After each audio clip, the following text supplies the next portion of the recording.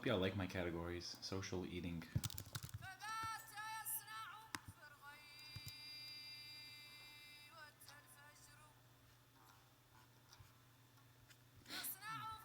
Let me see if I can find it. Cooking Mama. I thought I had social eating.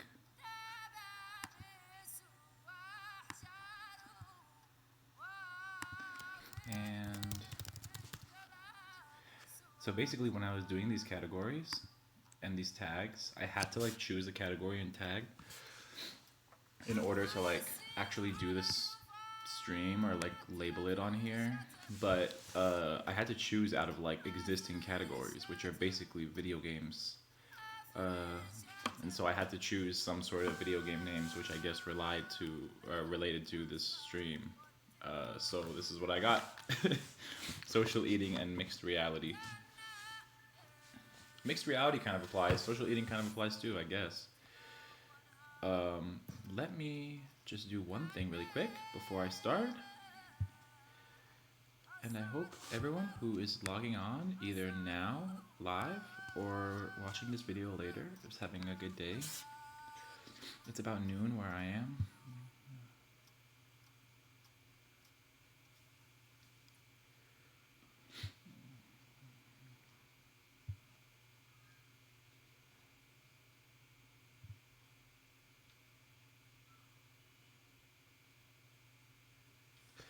Okay, just wanted to check that really quick. So basically today I'm gonna be streaming the first as much as I can. I have an appointment at 5, which is in about 5 hours. So I have to obviously stop a little bit before then. But I'm gonna be streaming as much as I can of the intro to Orientalism, as I have been doing, but of section 3 of it. So we just finished the first 2 sections, and we're about to start section 3 on this stream. Basically, for anyone who's joining in for the first time, this is a stream where basically I'm practicing slow reading of abolitionist or anti-Zionist theory, and this is not a mutually exclusive category, but or not mutually exclusive categories.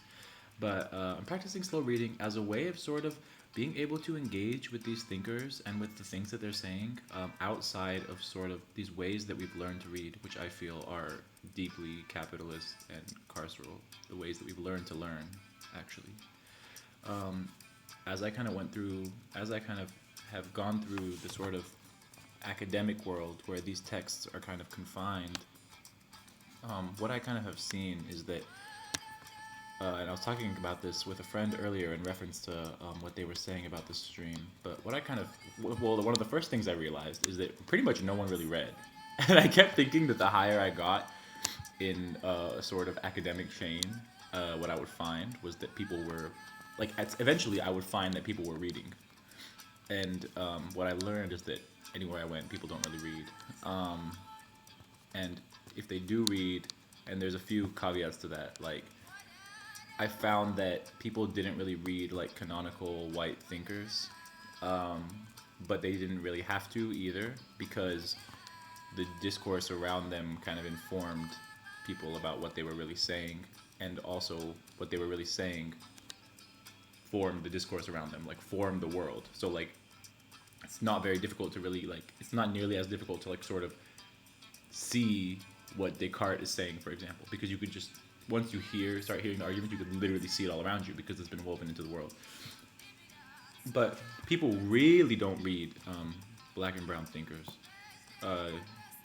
Even when they did read them, I found that like, and even in classes where people matched those sort of markers or identity categories, what you would see is that like, let's say like a really important white thinker like Foucault or Hegel or something would be given like weeks and weeks and weeks, like one chapter a week. And it would be like one book a week. Like this book, Toward a Global Idea of Race, would be given 1 week. This book, for me, it's Denise Ferrer de Silva, who wrote this book, is my favorite thinker by far. The most important thinker that I have read that's alive today. And I really read this book over a period of 3 months in which I was reading all day, every day. And I am a pretty decent reader in terms of like being able to understand what's going on. And I've read this book maybe like 6 times now, and each time it's like a different book. And that shouldn't even be, that's not even surprising to me because this is like a work of dense sort of philosophy or theory. But even sort of books like this would be assigned in a week of reading. And so what I kind of learned, it's sort of like what I've been talking about this whole time about the way that we and what Said has been talking about the way that we sort of distribute value, and the amount of time and the amount of attention that we'll give differentially to different thinkers. And so what you kind of learn is that the way that reading is approached is, first of all, with a goal of being part of a certain conversation or a part of a certain field. So that's why I really want to start with Orientalism, because you can start to see how deeply fucked up that is on its own. Okay, but also the way that we approach reading then is to kind of assimilate it into us. So this is what we can think about this with like social eating, for example. So like that's, I don't know, that was my idea with that sort of category. But we will read these things with the mindset of I want to see what can be useful from it for me or from my own thought. And there's so many presuppositions there which are like really fucked up to me. But I'm not even going to go into it because that's really not the point of this. The point of this for me, and I'm only really saying it because I've just been having this conversation in reflection from with someone who's been watching my stream. But the real point for me is I think that a sort of practice in which we can just try to really just be with these thinkers and really just spend time with them, spend time practicing listening to them and valuing them. It's not even oppositional to that sort of reading. It actually really transcends it. It's a sort of ethical practice that really is independent of that whole thing. And in fact, when I feel that when I start really reading like this, all of that shit becomes irrelevant to me, to be honest. Like I am just deeply, I like the more that I really spend time reading the way that I love to read, which really has happened more recently. I've really started to just become disinterested in these other sorts of conversations about these other sort of conversations. I can really start to tell when somebody is sort of just using or treating this sort of thought as a product. I can really start to tell, what I feel is this is a sort of conversation. I'm not in this conversation, and neither is Silva, for example. We're both not in this conversation.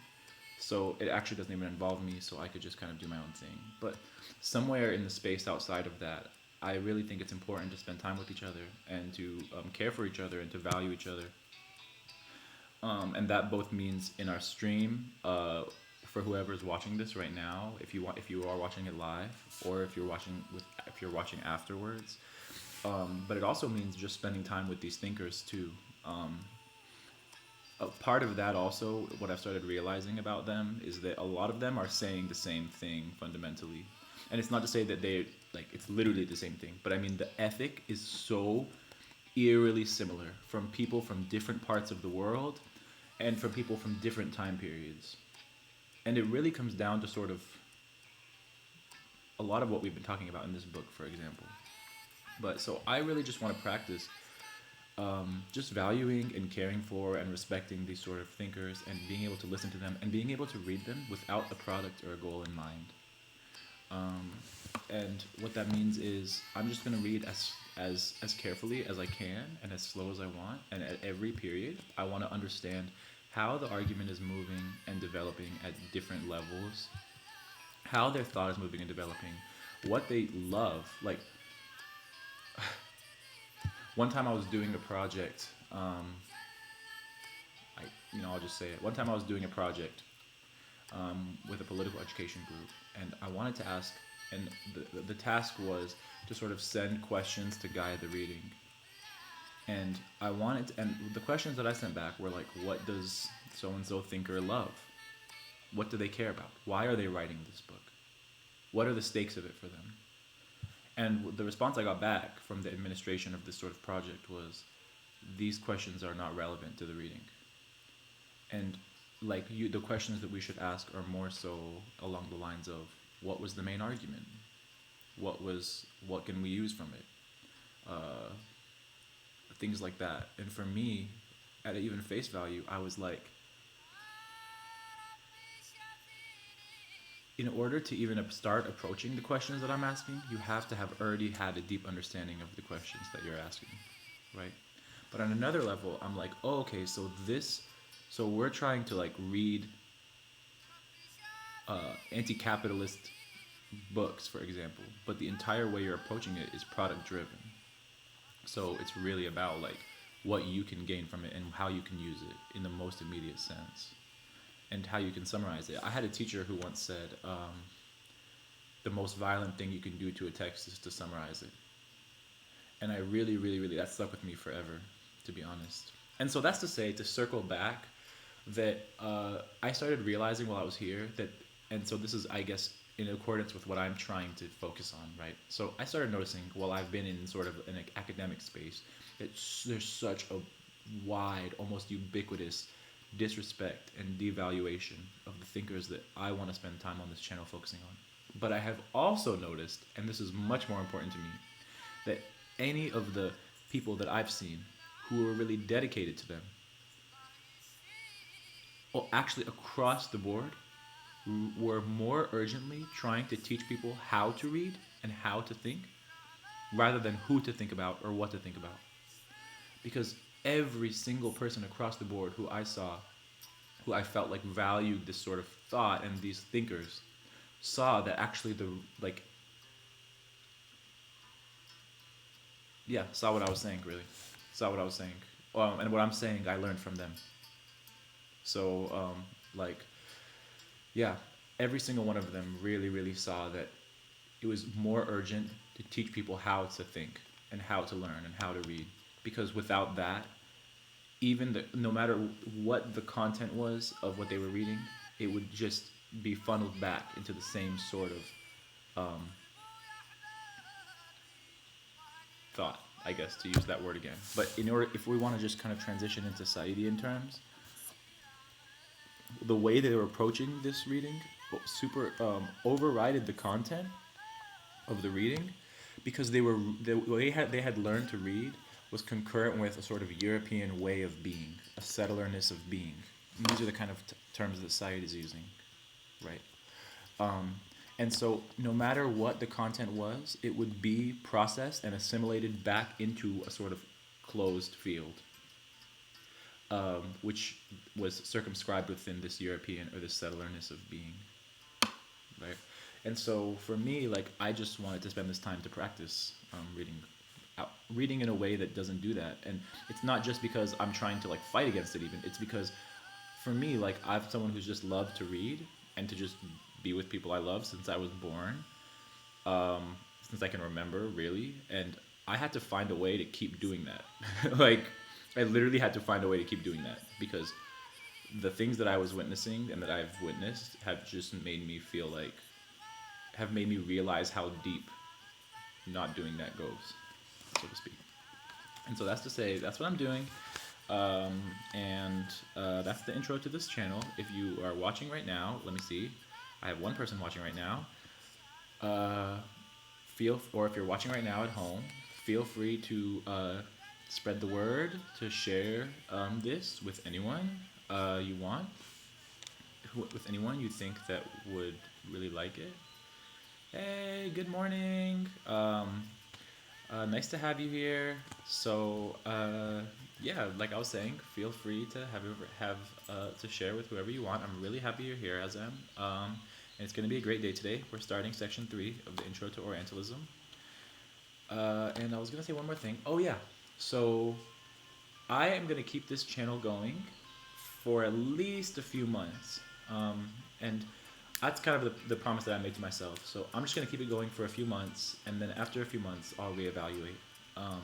And so, like I have said every morning, I kind of spend the beginning of these sort of streams just reflecting on like how it's going for me, what I've been thinking about it, and that's also just to give people an opportunity to start tuning in after they get the notification also. So, because I know that the stuff that I'm saying right now is much less relevant than the stuff that I'm saying when I start this. But yeah, I'm going to keep this going for a few months. I'm going to finish the introduction to Orientalism, and then I'm going to move on from this book. I'm not going to do the whole book, and the reason for that is a lot of different reasons. But honestly, the main one, and I think this is important to say, is that I've been spending a lot of time with this dude, and I'm just getting a little bit. I need a little bit of space. It's just like with anyone. Like for me, it's like, all right, I'm spending like 5 hours a day with him in this really intense way now, and for me, it's like, all right, it's getting a little bit too much. I need a little bit of distance. So I'm gonna take a break from Saeed after I finish this introduction. But of course, he's always like I'm always gonna return to him. Um, and after this, I'm gonna do the work of Denise Ferreira da Silva, who is a theorist who I was just talking about, a thinker who I was just talking about, who's really my favorite thinker in the world, to be honest. And I'm trying to figure out with her like what I'm gonna read from her work. Um, yeah, I really want to make sure that this channel is sort of accessible to whatever degree that it can be, both for like any viewership, but also for myself, because and I think when I'm talking about accessibility, I'm talking about a sort of precision of language, not a sort of type of language, right? But so when I'm trying to read someone like Denise Ferreira da Silva, who has um, like a very like theoretical type of language, but also a very precise theoretical type of language, I don't have that combination. So for me, I'm trying to think of what's the best thing to do on the stream. So I might maybe not. So she has this book, Toward a Global Idea of Race, that I always hold up and talk about. And I'm thinking probably that I won't do this book, but I will do maybe some of her essays, which I think are cool in their own way. And then I'm going to do this book, Whites, Jews, and Us, by Huria Butelja, another one of my favorite thinkers. And then I'll probably do this book, Black Feminism Reimagined After Intersectionality by Jennifer Nash. One of my favorite books that I've read that's come out recently. So that's kind of on the docket for now. And after that, we'll reevaluate it, and I'll see how it goes. I'll see if I have a following from it. I'll see how people are reacting to it, because this is really fun, but it takes a lot of time, and I'm just like a really shy, introverted person, so for me to be doing this is like a lot for me, so I'm just gonna like reevaluate after that. But either way, I'm having a great time. And after that, the last thing I want to say, aside from that, is that on Fridays, I've decided on the stream that I am just gonna be stoned and watching SpongeBob and talking about it, so doing SpongeBob analysis. So Friday is just gonna be a fun stream day, and so that's in 2 days. So that's why I wanted to just introduce it now, because if for whoever's watching either today, yes, as M says, oh my MG, SpongeBob streams, yes. So for that, the reason I'm saying that now, for whoever's watching, either right now or later today or tomorrow, so that's why I want to say it 2 days in advance, is because what it seems like to me is that I don't know if it's live, so I'll have to see if it happens live. But Twitch has like a intense tracker where if you play anything that's copyrighted, they'll mute it. And so I don't know if they mute it during the stream or not, but like from my first stream, like the music that was played during the breaks was muted. It's really interesting. So I don't know if the SpongeBob sort of episode that I'm gonna be streaming on my computer will stay up after the live stream. So if anyone wants to come onto that, you gotta tune in live, basically. And hopefully we'll just figure it out. It's gonna be the first day that I do it. I'm probably gonna do it around 6 p.m. my time, until around 9 p.m. my time, which is PST. So that's the schedule. But for now, we are heading into section 3 of Orientalism. Yesterday, I think in retrospect, I said something that I disagree with, which is that I felt like the first section was sort of Said outlining his intention with the work, and that the second section was him outlining his method. And I really said that, to be honest, because I'm just like so into this book that I always talk about that he wrote previously, which is called Beginnings, Intention, and Method. And so what I was doing is I was kind of assimilating his sort of what he was doing into my reading of that book. But I don't think that that's wholly true. Like, I don't think that I can say that the introduction is just him outlining his intention.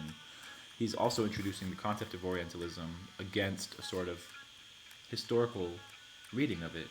But he is talking about his intention at the end, I think, when he's kind of saying that the stakes of this book for him are that if you understand Orientalism as a sort of oscillating oscillations of the way I think about it is like a sort of what I mean by oscillation is like a sort of cycle, or a sort of like pendulum type of swinging, but at the edges of a sort of field. So I think about a field expanding and retracting, expanding and retracting. Like if I just think of a field as like a blob, like that. So that's literally how I think about it. But what Said is basically saying is if we can see the sort of, if we can really pinpoint ourselves in this, and I think what Said is saying even in the first part of Orientalism is Orientalism is the process by which that expansion and retraction happens, in a sense, by which this sort of oscillation happens, but and the movement of the edges of that field in this sort of cyclical pattern becomes something called what he would call in another book an image of time unfolding, or a concept of history. And so for me, the stakes that he lays out in the beginning of this book are that if you can understand the sort of moment in that sort of oscillation when when this Orientalist field is approaching the Orient, which for him is like the thing that's fixed on the margin of it, right? If you can sort of understand the oscillation of that field, and it's right here, if you can understand the mechanism by which it's moving and the sort of system by which it's moving, the internal, what he calls it an internal consistency. So if you can understand like the rules that give it an internal consistency, and if you do that in connection with the previous, what he feels is like a sort of, I don't know if previous is the right word, but I'm going to use the word previous, a sort of previous moment of approach when it's expanding out into this margin called Orient. Then what you could, and this is when he's talking about, and I'll just read this, and actually I'll finish what I'm saying, and then I'll read it, and then I'll clarify it. So if you can understand this previous moment of approach by Britain and France, then you will be able to understand this current moment of approach by America, right? And he's writing this as a Palestinian, a member of the PLO, engaged in struggle for the freedom of Palestine, and he's saying this in the wake of '67, and so you can really start to understand the stakes of it for him at the end of this section, right? Where he's kind of saying, so he says, my point is that Orientalism derives from a particular closeness experienced between Britain and France and the Orient, which until the early 19th century had really meant only India and the Bible lands. From the beginning of the 19th century until the end of World War II, France and Britain dominated the Orient and Orientalism. Since World War II, America has dominated the Orient and approaches it as France and Britain once did. So that's how I read that. Out of that closeness, whose dynamic is enormously productive, even if it always demonstrates the comparatively greater strength of the Occident, comes the large body of text I call Orientalist. So that's how I kind of read section 1. He's kind of trying to define Orientalism against the way that we would read it into a certain idea of time and of history, and then he lays out the stakes.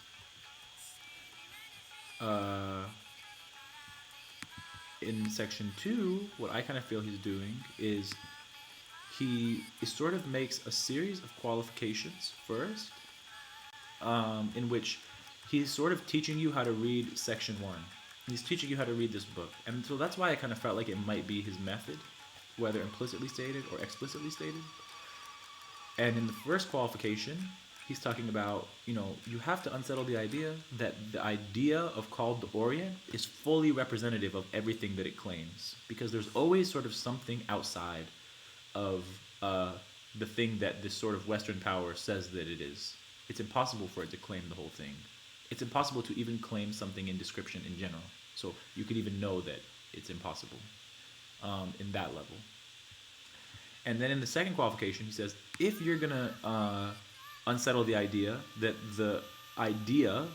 if you're going to unsettle this understanding you have of an idea as fully representative of the thing that it describes, you also have to unsettle the sort of idea that the way that we would approach these sort of concepts is doing that all the time. So there's different sort of ways we can approach things that aren't um, containing them or reducing them. So, or like maintaining our power over them, right? So, not only do you have to unsettle the kind of power that the Orient as an idea holds, but you have to understand the way that we approach ideas. You have to unsettle the way we approach ideas like Orient. And he says that here. To believe that the Orient was created, or as I call it, orientalized, and to believe that such things happen simply as a necessity of the imagination is to be disingenuous. So that's what I take from that. And then he qualifies that and says, if you're going to unsettle all that, you also have to unsettle the notion that Orientalism as a paradigm which informs all these methods of reading is itself universal or always going to be there, because there's also something outside of that, right? So he's just requalifying and requalifying and requalifying and always teaching us how to read him and in general all the time, right? And it's something I really love about him as a writer. And then he kind of moves into a discussion of a thinker named Gramsci, who's a really important thinker on power. And he talks about Gramsci's notion of hegemony, which he describes as a form of cultural leadership, which Gramsci describes as non-coercive or non-dominating. And Said kind of says both of these, whether dominating or non-dominating, whether coercive or non-coercive, all of these things cohere with each other because they cohere with each other against an idea of the Orient.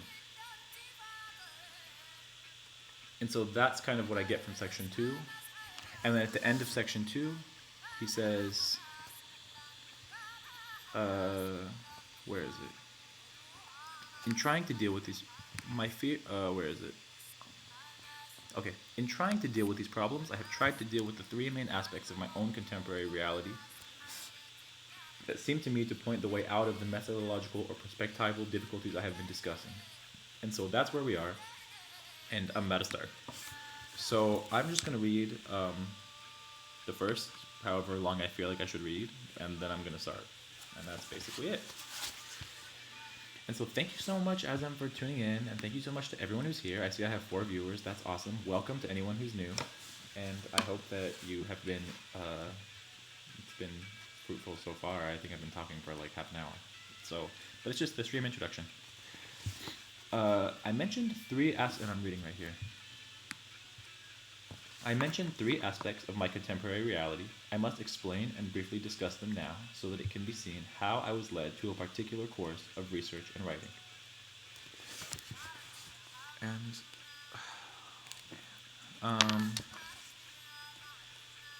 how I was led to a particular course of research and writing. And I'm just going to keep in mind when I'm reading this, like, I wonder why he feels the need to say this. Like, it's just a really important question, right? Like, why does he feel the need to say something like this? And how does it fit into the context of what he's talking about? So why has he put it as a sort of section 3 of this, right? I mentioned 3 aspects of my contemporary reality. I must explain and briefly discuss them now so that it can be seen how I was led to a particular course of research and writing. Number 1 aspect of his contemporary reality: the distinction between pure and political knowledge. It is very easy to argue. So this part, this section 1, is like one of my favorite parts of the book. It is very easy to argue, because I think this goes so hard, and you see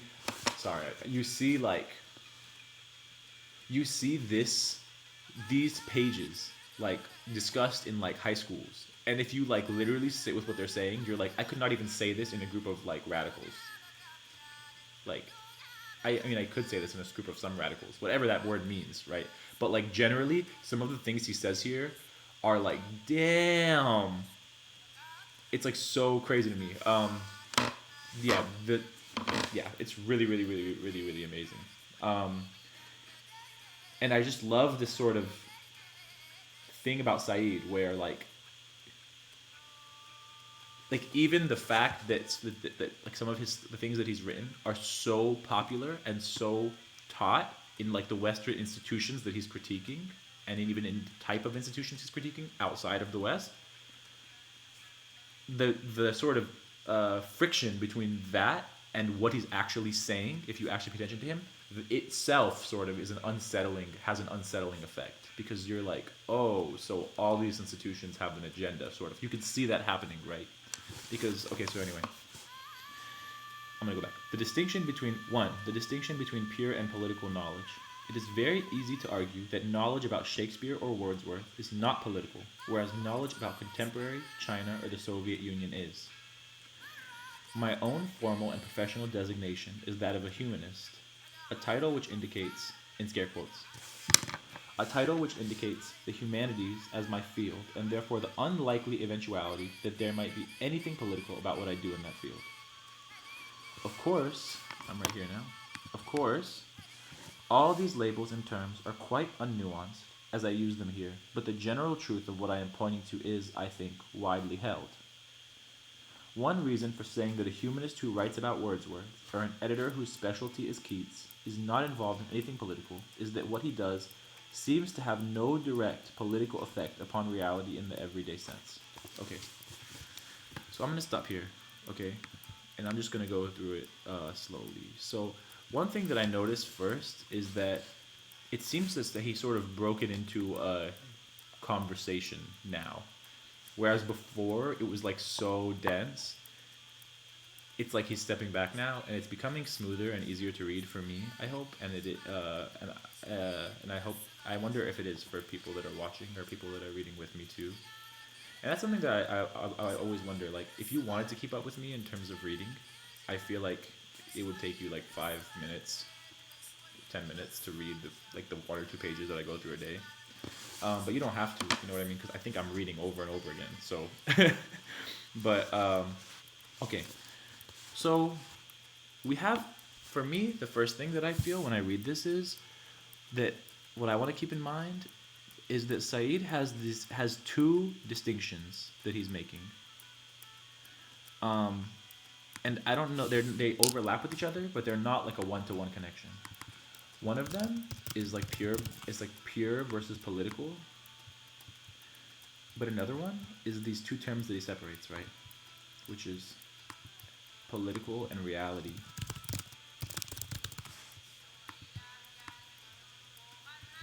But even when he says pure versus political knowledge, something that I think I was learning a lot from the previous sections is that for Said, the word knowledge is like itself a very fucked up concept. And the reason is because in order to think that you know something, and he talks about this in the last section a lot, in order to think that you know something, you have had to stop kind of questioning the implicit assumptions underneath it, right?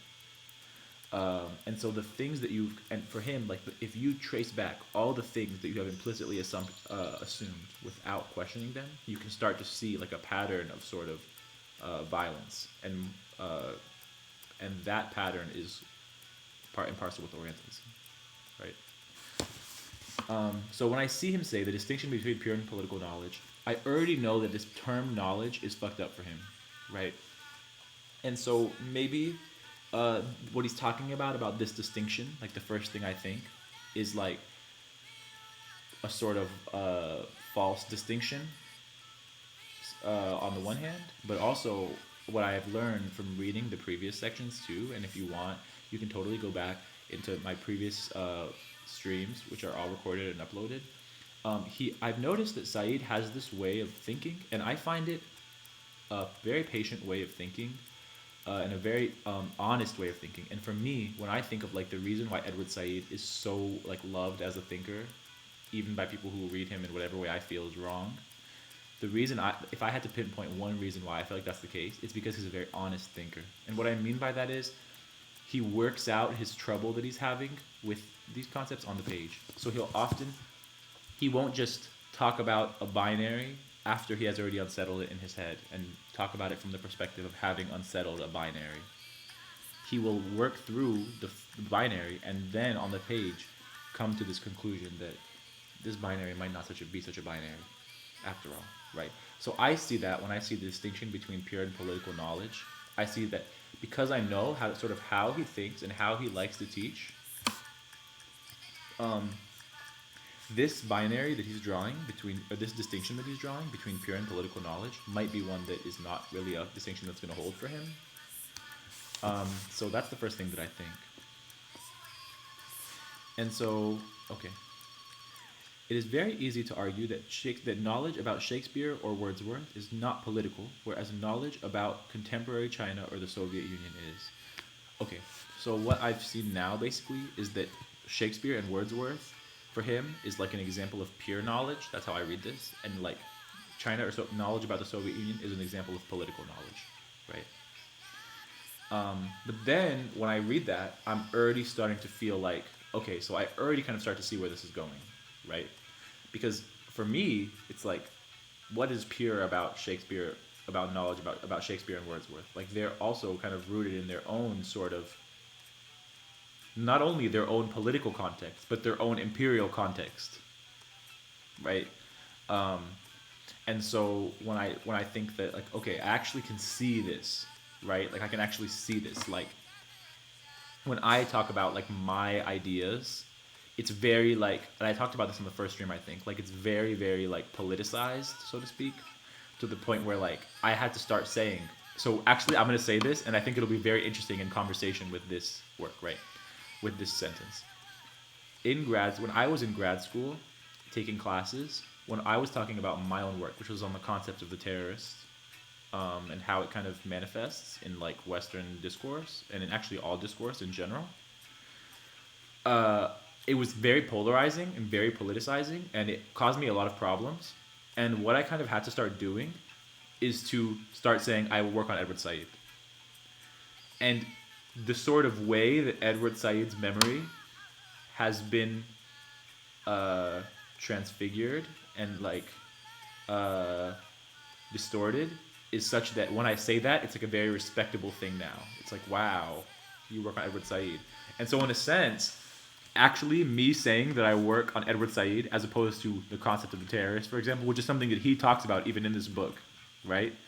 Transitions me from a sort of political knowledge realm to a pure knowledge realm, right?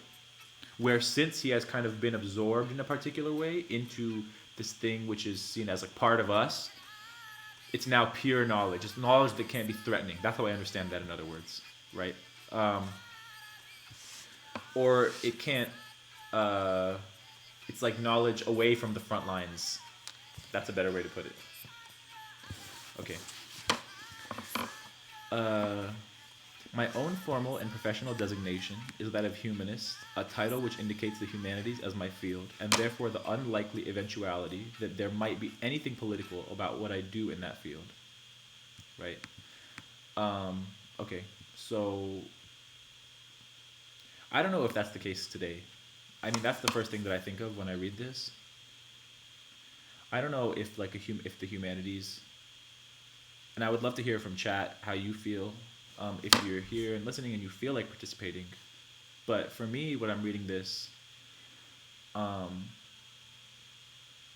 don't know, because I feel like if he said the opposite, if he said like my own formal and professional designation is that of a humanist, and that makes what I do political already, I would have been like, okay, yeah, that makes sense. Just from my own experience in sort of the humanities today. But I guess I see what he's saying also in terms of a sort of distinction between Shakespeare and Wordsworth, for example, which would be like a humanist sort of endeavor where it's like literary studies versus contemporary China or the Soviet Union discourse in 1975, which might be a more like political sciences or something, which is more of like a social sciences endeavor. So he's talking about his own positionality, right? And so his own positionality in the academy. And which fields he belongs to, and the position of those fields in relation to other fields, right? So that's how I kind of read this now, that I'm saying it out loud. And when I say that, when I'm saying that out loud, what I kind of start to realize is that what I feel I've been learning throughout this sort of whole book so far, which is that, for example, like, let me find another passage about this. It's this one that I keep going back to about like Orientalism represents that part. Um, let me see if I can find it really quick. See, the Orient is an integral part of European material civilization and culture. Orientalism expresses and represents that part culturally and even ideologically as a mode of discourse with supporting institutions, vocabulary, scholarship, imagery, doctrines, etc. And so when I was reading this part, what I was thinking is like all these modes of discourse are like different fields, right? But then you can start to think like the part that those parts, so to speak, that are represented through European material civilization and culture might be sort of the ones that are called pure knowledge. So you can start to see the value there, right? Versus other ones. So that's what I kind of think of when I read that. And when I say value, I mean like the values underneath something like that. I think what I need to start doing is start paying attention to the page number that I'm on. Okay, this is some interesting shit. My own formal... Okay. Of course, all these labels and terms are quite unnuanced as I use them here, but the general truth of what I am pointing to is, I think, widely held. One reason for saying that a humanist who writes about Wordsworth or an editor whose specialty is Keats is not involved in anything political is that what he does seems to have no direct political effect on reality in the everyday sense. Okay, so this kind of comes to the second distinction that I was feeling, right? Between an idea of reality and and a sort of political, something political, right? And when I read the word political here, because this is the first time that Said has really talked about political as like a term, or taken political as a term to think about, I want to try to place that in the context of the overall kind of critique that he's been making for the last few sections, which if you are just tuning in now, you don't have to have read them, but that's why I'm trying my best to like explain them again as best I can. And I think it helps even if you have been following. But so for me, what Said has been talking about a lot, right? A lot. I'm just going to actually look up this word so we can see it. Let's see if it'll find it. Okay, let's see. In the sort of... And another thing that I'm interested in, if the chat wants to kind of let me know, is when I was watching the stream, when I was like just listening to the stream back yesterday in really brief moments, what I was noticing is that the computer like fan sound was so loud. And so I'm just wondering if you feel like it is very loud. That's another thing I'm wondering. So I can't find the word here, but what is clear, even in this language that I had talked about at the beginning of this stream, of sort of Orientalism as a series of approaches, for example, right here, since World War II, America has dominated the Orient and approaches it as France and Britain once did. Or the language of, I have begun with the assumption that the Orient is not an inert fact of nature. Right? Okay, as M says, I haven't noticed the fan noise too much so far. That's awesome. Okay, perfect. So all these words, like inert, like approach, like, one sec, let me close this window, because there's some work going on outside.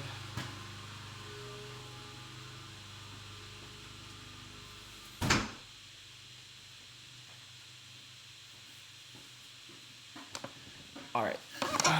So all these words like approach, like approaches, like inertness, and then in another place he uses the word force in a really interesting way. He says we have to understand the force of Orientalism. See, okay, right here. Ideas, cultures, and histories cannot seriously be understood or studied without their force being studied, right? And so for me, so much of what he's talking about this whole time is about a sort of movement, right, or sort of authority that dictates the way that fields move. And so for me, when I see the word political, I think of like something that has a certain movement. That's even like how I think about that. A movement against something, or away from something, or towards something. A movement in a particular direction. A movement that's sort of dictated. And I'm saying that even not even in the abstract, like in the sense of like a political movement. Um, but I'm also saying that just like thinking about like, I'll always I'll never really bring in other thinkers unless I can just describe them easily. But so for me, like when I think of like like the political theory that I've read, like people in the West who have invented the term political and like contributed to its definition, right? What I think of is, for example, is like this like political theorist Carl Schmitt, um, who basically was the founder of Nazism and also one of the founders of Nazism ideologically, and one of the most important political theorists in Western thought, which is interesting in itself, right? But what he says is that the political is the distinction between friend and enemy, right? And so any political entity has to sort of declare an enemy, right? And so what I think of when I read that is, when I read something like that, is that the kind of assumption underneath a definition like that is that there sort of has to be borders declared onto something that calls itself political, and also a sort of directionality of movement against something, against a sort of enemy, or toward a certain friend, right? So that's kind of how I think about that when he says political. That's what I'm reminded of, and so that's what I think of. Okay. And so then when he says something like, one reason for saying that a humanist who writes about Wordsworth or an editor whose specialty is Keats is not involved in anything political is that what he does seems to have no direct political effect upon reality in the everyday sense. So when I read this, the reason I've said all of what I've said is because what this is telling me is that this sort of conversation that Said is ventriloquizing here, or he's just kind of like reciting a sort of a commonly held belief here. In this sort of commonly held belief, what he's already starting to unsurface is that this word reality is taken as something that's just natural or just truth or just universal, and that these political entities, like this something that is sort of has a certain movement and a certain agenda or a certain ideology or a certain type of development, doesn't apply to this thing called reality, because this thing called reality is just reality, so to speak. It's even in the definition of the sort of term, right? And so what Said has been doing throughout this whole sort of book for me is really showing how the concept of reality itself is produced, right, through Orientalism. Orientalism produces a certain notion that there's some sort of stable truth that you can call reality. But in order to keep it stable, it has to be constantly working on it like that. So when I see this sort of sentence, what is not involved in anything political, is that what he does seems to have no direct political effect upon reality in the everyday sense. I'm starting to kind of get where this is going, or at least I feel where it's going, because I feel like what Said is trying to get at is that this term reality is not distinct from political effects. In fact, reality itself is a political effect, or an effect of the political, or an effect of politics. And you could even think about that. I mean, even in the most, like when I think about that, I think about that like even in the most obvious senses. Like my everyday reality, like in the US, is going to be different than my everyday reality somewhere else, right? Or like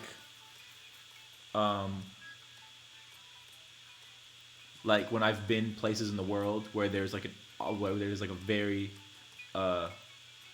active occupation going on, occupation of a certain group of people by a certain political entity. I mean, there's obviously an active occupation going on in the U.S., but it's one that's not so blatant, I guess, is what I mean.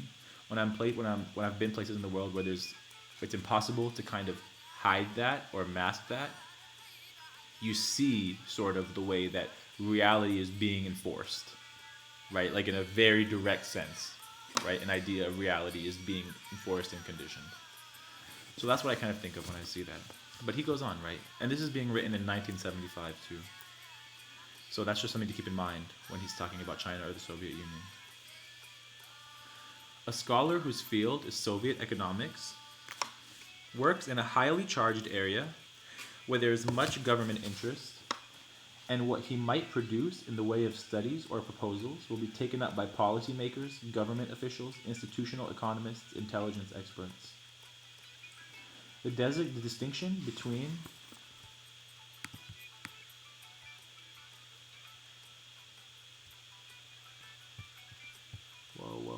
okay. The distinction between humanists and persons whose work has policy implications or political significance can be broadened further by saying that the former's ideological color is a matter of incidental importance to politics, although possibly of great moment to his colleagues in the field who may object to his Stalinism or fascism or too easy liberalism, whereas the ideology of the latter is woven directly into his material. Indeed, economics, politics, and sociology in the modern academy are ideological sciences, and therefore taken for granted as being political. So I'm going to read that again because I read that badly. The distinction between humanists and persons whose work has policy implications or political significance can be broadened further by saying that the former's ideological color is a matter of incidental importance to politics, although possibly of great moment to his colleagues in the field, who may object to his Stalinism or fascism or too easy liberalism, whereas the ideology of the latter is woven directly into his material. Indeed, economics, politics, and sociology in the modern academy are ideological sciences, and therefore taken for granted as being political. Okay. So this is really interesting, right? So on the one hand, you have the sort of non-political human, like this sort of non-political knowledge, right? Like just discussion of literature, for example, like Keats or something, right? And in a sense, like when you think of like your English classes or something like that, if you took English classes when you were a kid, or like what I mean by English is like your literature classes, it's very rare that sort of the things that are being taught are sort of taught as ideology or as things that might have that might be contested, right? But on the other hand, then, a scholar whose work field is Soviet economics works in a highly charged area where there's much government interest, and what he might produce will be taken up by policymakers, government officials, etc. Right? So, okay. The distinction between humanists and persons whose work has policy implications or political significance can be broadened further by saying that the former's ideological color is a matter of incidental importance to politics. So I'm going to take this sentence kind of piece by piece to really understand what Said is trying to say, right? And so what I kind of am getting from this immediately is that he is kind of doing this thing that he's been doing, right? Where he's guiding your reading of him, right? So he's sort of saying at first, like, okay, so I'm the reader of Said here, right? Like, as in I'm the person reading him right now, not like I am the reader, you know? But, and so the first thing that I think when I read this is, yeah, like this distinction between pure and political is bullshit. That's what he's trying to say, right? But he is kind of, and maybe that's like my own, like having read him before or something, but what he's kind of reaching out to here is the sort of people who would say back to that, which I think actually if someone said this back to me, I would kind of be stumped for a second, right? Which is that, like, if I had said what I said and someone in the chat said, no, but actually they are different because one of them has a more direct relation to politics and one of them doesn't have a direct relation to politics, right? One of them is sort of more indirect. I would have been stumped for a second, right? So that's kind of what he's talking about here. That's how I kind of see how he's moved into this part of the argument. The distinction between humanists, but what I get from that is, so let's see what he does. So he says, so you can say this, what I just said, right? You can say that the ideological color is only a matter of incidental importance to politics. But then he has this parenthetical, and from what I was talking about, from what I remember of his second definition of Orientalism, which is it's an ontological and epistemological distinction made between the Orient and most of the time the Occident. And what I had felt when I read this was, wow, the way that Said uses parentheticals is like very important because he just said something that changed the whole scope of the fucking book in a parenthetical, right? And so I can see this parenthetical here, and immediately I feel like, damn, that's true. Because what this kind of teaches me is that I can actually get to see the way that he's sort of schematizing these sort of subfields already, right? So basically, what I get from this is this. So I'm going to take out my little pen. The only way I can understand this is if there's debates in politics itself, right, which are like about the sort of ideological charge of what somebody's saying, whether somebody's a fascist, whether somebody's a Stalinist, whether somebody's is too easily taking up liberalism, this sort of stuff. And there's also these debates in these sort of smaller, in these fields, these little subfields, then I start seeing like a sort of schematization, right? Where what he's saying is, and I don't know if it's going to go there, right? But what I kind of see him saying is, there's a sort of, let's say that there's like an idea, hold on, whoa, this is nice. Let's say that there's this sort of field called Orientalism, right? And yesterday, near the end of the stream, we talked a lot about how when there's a sort of field that you're kind of thinking of at the center, or as a sort of blob, called Orientalism, and Orientalism is a sort of European way of being, we should take that language of centering very seriously, right? Because actually, this is what we had talked about yesterday. I think a lot of what Saïd is talking about is even the language of margin and center is literally a direct reference to the development of an idea of Europe in relation to the Orient. And you can go back into like, I think it's the end of my stream, I talked about yesterday, near the end I talked about this a lot, but you can see like as something called Europe starts developing, especially here, which is maybe why we can see that he focuses on the East so much, it has to distinguish itself from something, right? So what makes this part of Europe, which is separated by a body of water, Europe, this area, which is also separated by a body of water, very small here, not part of Europe, right? And so you can start seeing Europe understand itself as a center defined against this sort of margin which blocks it in from all sides, which is Islam or the Muslim world, right? And so when I'm going back to that, the reason I'm going back to that is because basically I'm just going back to that to say, when I'm thinking of a sort of field like this as a sort of center, I think that that's actually like a schematization that Saïd is actually taking really seriously, right? And so he's talking about, what I see then is there's this sort of field, right? And he's using this word here, fields, right, which are smaller fields, right? So what he's referring to here, if Orientalism is a field in itself, there's these smaller fields that he now references. And the colleagues in these smaller fields might have something to say about Keats or about Wordsworth. And not only might they have something to say about that, they might be like, what the hell? Sorry. They might also themselves be playing out these same sort of dramas where somebody says this is a wrong politics, this is a right politics, within the context of this field, right?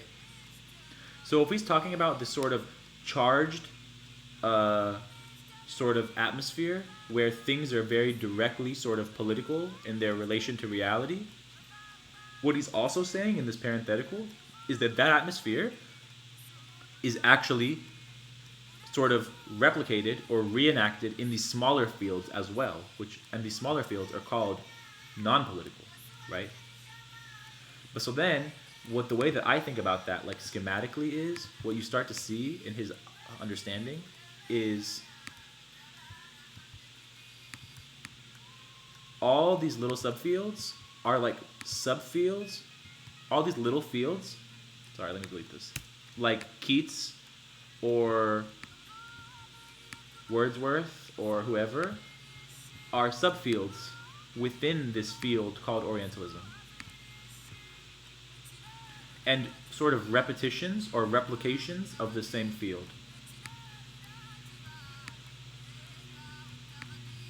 That's how I kind of start. That's how I kind of conceptualize this parenthetical, where he's talking about, well, but they might be having the same political debates in these mini fields, right? And so then, what I'm starting to get from this is I'm starting to get like a deep understanding of where the stakes of this is going, right? Because this general field, whatever, is the thing which is brought to bear on an idea called reality. But for these people who have more knowledge in these little mini fields, it's also brought to bear on their idea of reality, right? So how do we make sense of that? I guess we'll find out, right? I don't know if that makes sense or if that was helpful, but I really like to like draw things like this out in my head when I'm trying to think about what's going on the page. And I'll leave that up there because I think it's kind of pretty. The distinction between humanists and persons whose work has policy implications. Me too. What's up, Computer Caveman? Nice to see you back today. And I hope that you are getting good work done on your literature review as well, because I know yesterday you said you were working on that.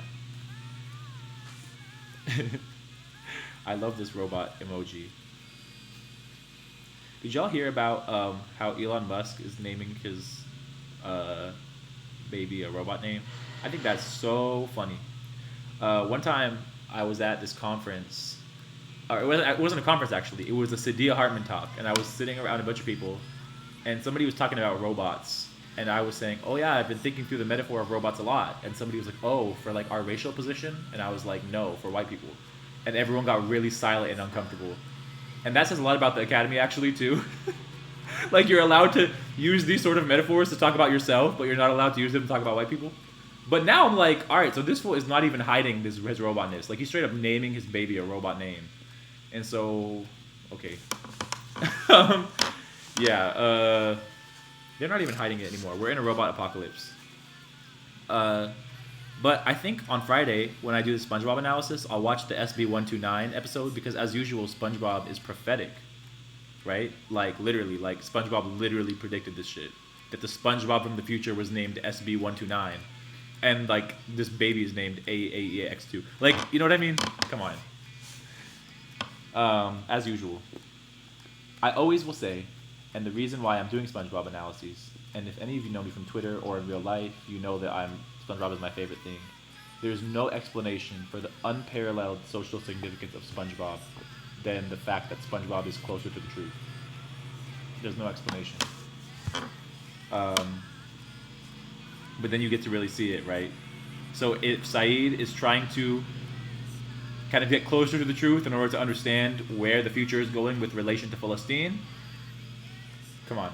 SpongeBob SB129, Elon Musk AAEX2. Come on. Anyway, that's a tangent. But anyways, I really appreciate that contribution. And the robot emoji. Okay. The distinction between humanists and persons whose work has policy implications. That's a hunch, but it's strong. That's a fact. Whose work has policy implications or political significance can be broadened further by saying that the former's ideological color is a matter of incidental importance to politics, although possibly of great moment to his colleagues in the field, whereas the ideology of the latter is woven directly into his material. Indeed, economics, politics, sociology in the modern academy are ideological sciences, and therefore taken for granted as being political. Right. Okay, let's keep going. Nevertheless, the determining impingement. The first time I heard the word impingement, I thought it was the funniest word of all time. I guess it means like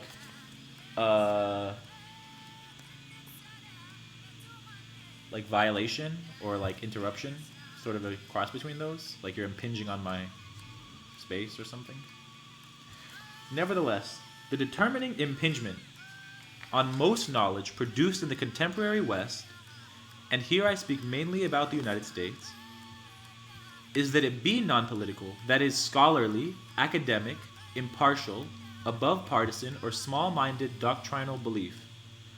Okay, so he's saying, from what I understand, he's saying there's this like deeply, obviously political shit, right? Yeah. So Computer Caveman is saying need this.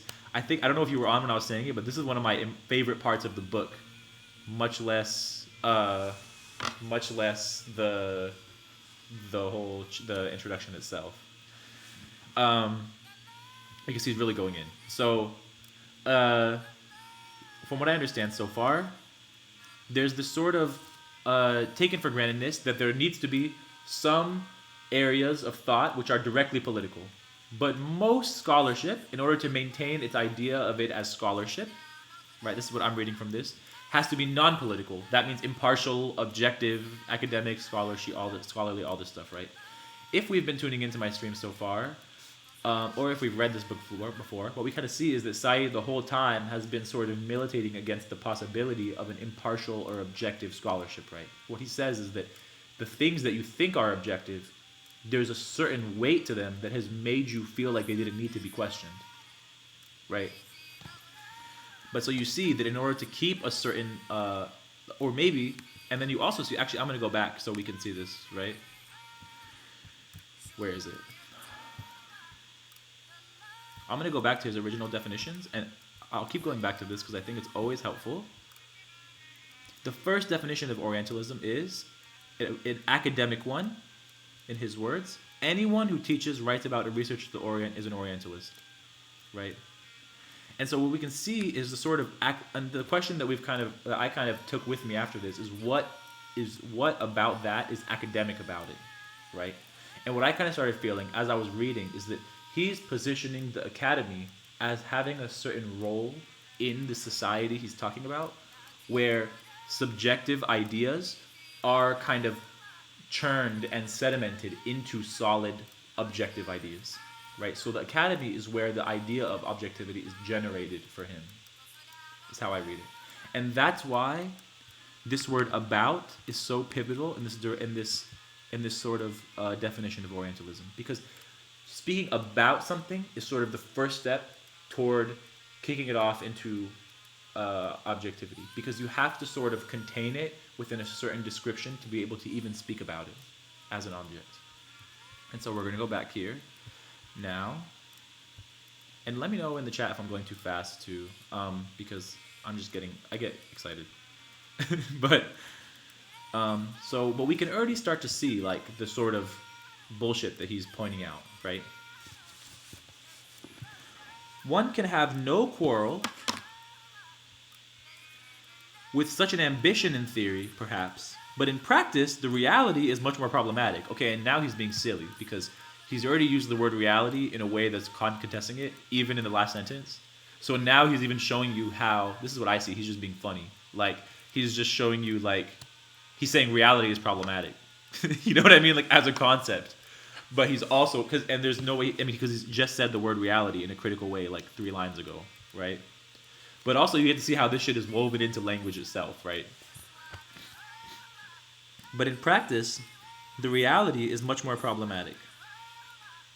No one has ever devised a method for detaching the scholar from the circumstances of life, from the fact of his involvement, conscious or unconscious, with a class, a set of beliefs, a social position, or from the mere activity of being a member of the society. These continue to bear on what he does professionally, even though, naturally enough, his research and its fruits do attempt to reach a level of relative freedom from the inhibitions and the restrictions of brute everyday reality. Okay. So, yes, I need this too, to be honest. Computer Caveman in the chat says, need this. Me too. Really. And I'm going to finish this paragraph and then go back into what I think about these parts, okay? So, where is it? Okay, these continue to bear on what he does professionally, even though naturally enough, this Computer Caveman says this is a lot. Oh, it's about to get more. Like, when we get to the next page especially, it gets wild. Even though naturally enough, his research and its fruits do attempt to reach a level of freedom, a level of relative freedom from the inhibitions and the restrictions of brute everyday reality. For there is such a thing as knowledge that is less rather than more partial than the individual, with his entangling and distracting life circumstances who produces it. Yet this knowledge is not therefore automatically non-political. Okay. So let's take this step by step, because in a sense, like, I feel like I can go faster through this than I was with the previous parts because it's much more conversational and much less dense. And so I'm not going to be like stopping at every word as a rule. I'm going to be reading it in the way that I feel is responsible and is caring and is whatever. But also something that one of my listeners pointed out to me yesterday is that I was going fast for them, even though I felt like, and I'm not saying they're wrong. Like, I was going fast for them, obviously. But so for me, it's like, if you feel like I'm going too fast, just let me know in the chat. If you ever feel like you want me to slow down, or you feel like you're confused about something, because really the point is for us to kind of be in it together, and be with him together, right? So, okay. When I see this, I see this as pretty straightforward. But one thing that I do want to point out, that I do notice in this paragraph, is when he uses this phrase, brute everyday reality. What I see from that is, what I remember when I see that is when he uses that exact phrase in reference to the idea that there's no way the idea of the Orient can fully represent the Orient, but that the idea claims it, right? And so this is in the first qualification he makes in the second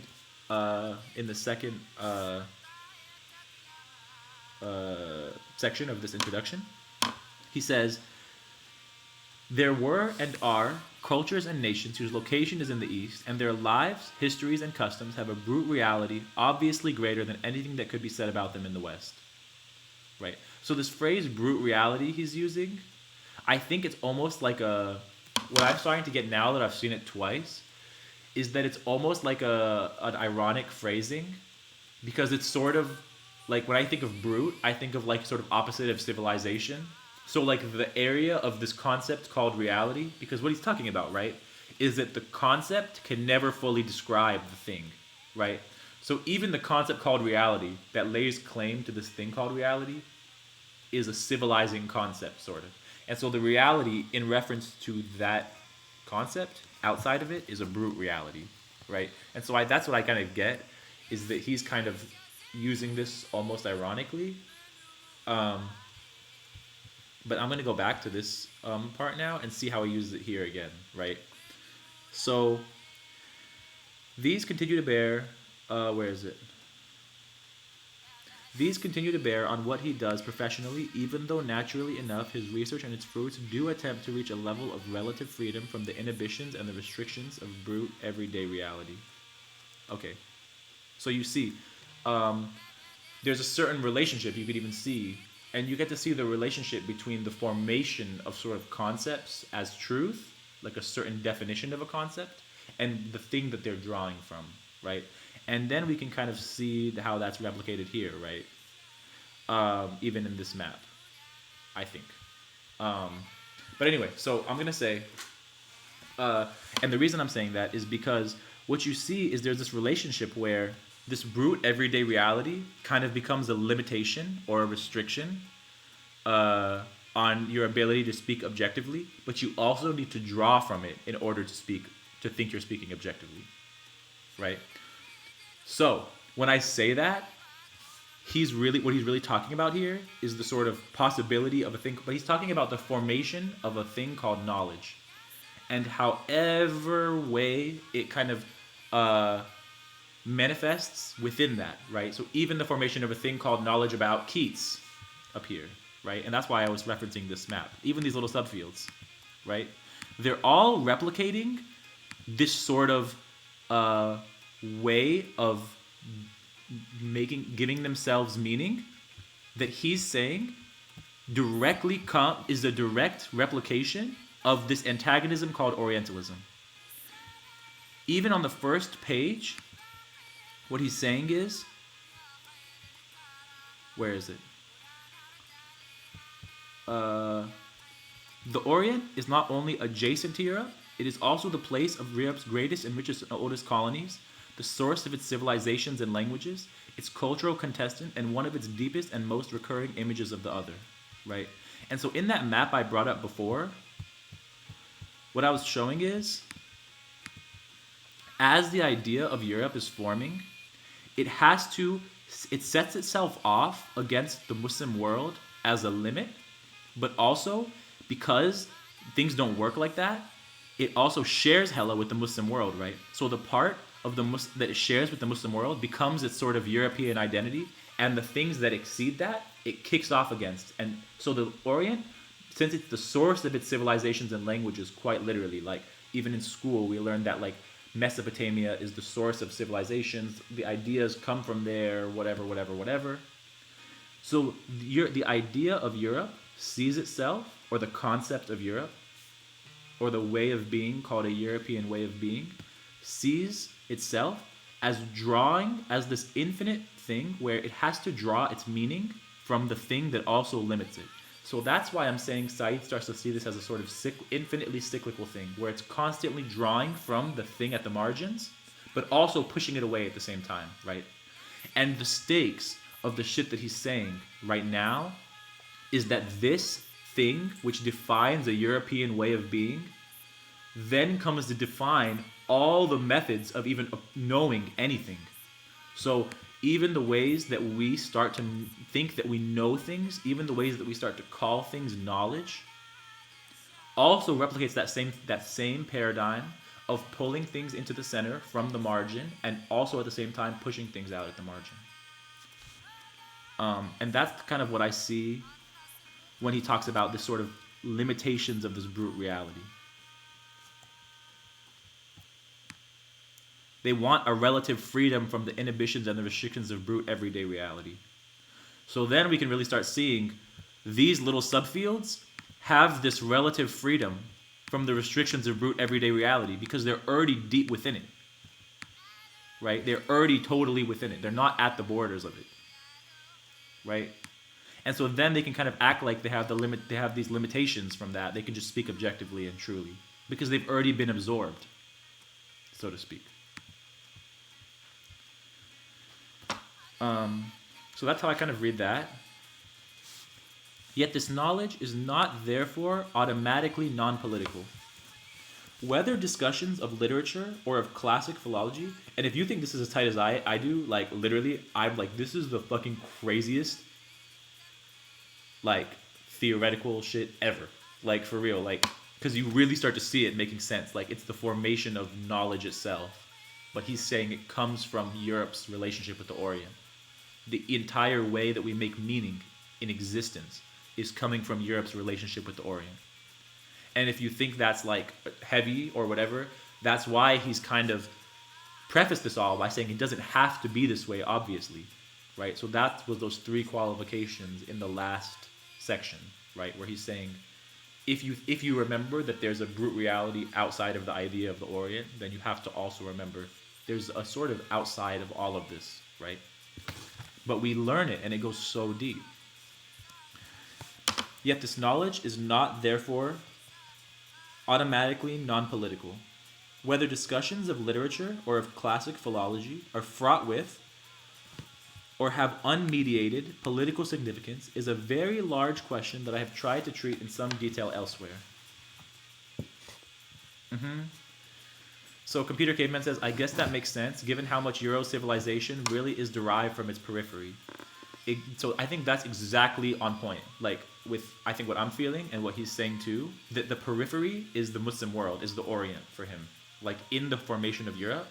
And that sort of relationship between center and periphery literally comes to define a European way of being at every level.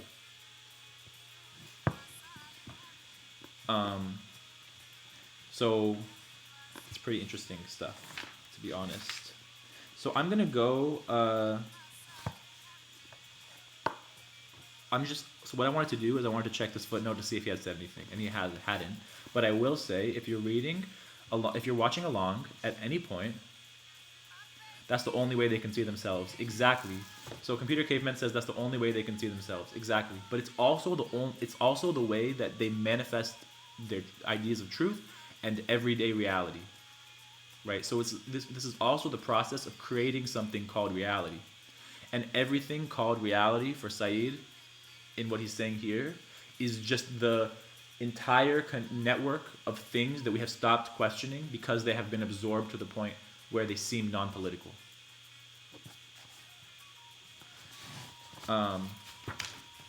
But also that process is just the process of Orientalism.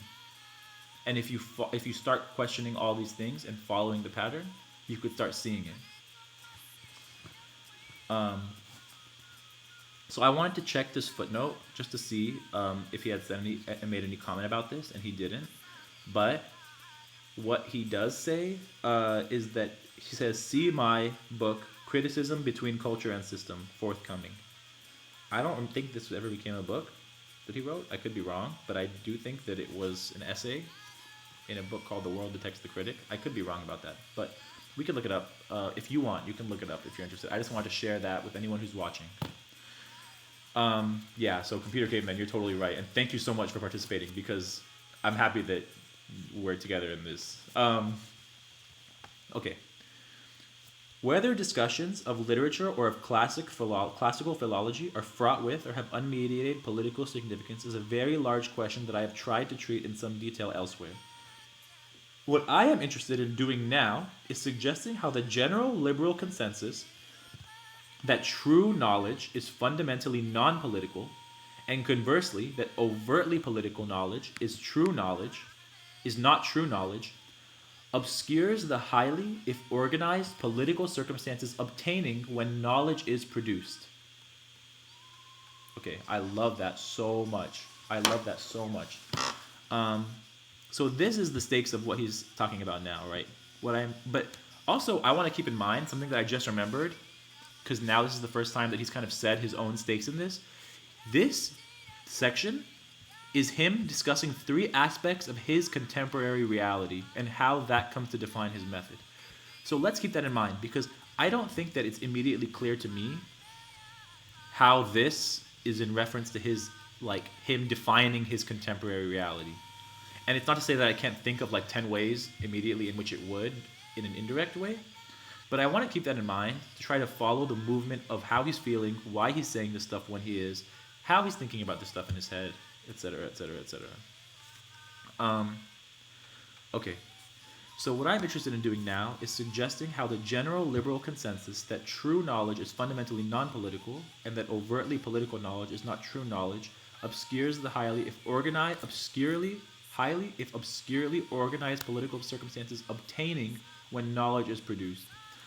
So the one thing that I notice is this word obtaining for me is like a progressive verb, and without being annoying, what that kind of makes me feel is that this is a process he's talking about. So even though he says obscurely organized political circumstances, it's almost that if you read that alone, it almost seems like it's like a structure, like a passive structure. But in many different ways, Said has been urging us to understand that this is not just a passive structure. It's a process of making meaning in the world that's actively embodied and carried out again by pretty much everyone. We're doing the best we can to sort of get outside of it all the time, right? If some of us are, right, I should say. But it doesn't mean that this isn't the way that we have learned to make meaning in the world already, right? And so when I see obtaining, I really start to feel that this is a process. And then when I see this part beforehand, consensus that true knowledge is fundamentally non-political, and conversely that overtly political knowledge is not true knowledge, what that makes me feel is that this concept, true knowledge, is the trueness of it is the process of it. So the making true of it is the process. So the process of creating something called true knowledge is taking it from overtly political to obscurely political. is hiding its circumstances, masking its circumstances in this thing called reality. That's what I kind of get from that. Okay. But then you kind of get to see, like, yeah. Okay, so I'm going to keep going from there. But okay. And so I'll say two things, actually. It does remind me, it makes me feel like this sort of oscillation that I've been talking about at the edges of this field called Orientalism is also just a constant push inward toward the center. So that everything just keeps being pulled in toward the center as it becomes like more and more sedimented in this thing called reality, right?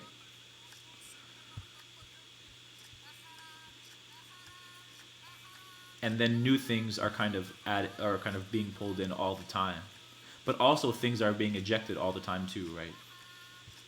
So it's sort of a living organism called society, or the Orientalist world. That's how I understand it. And I'm going to keep going. No one is helped in understanding this today when the adjective political is used as a label to discredit any work for daring to violate the protocol of pretended supra-political objectivity. We may say first that civil society recognizes a graduation of political importance in the various fields of knowledge.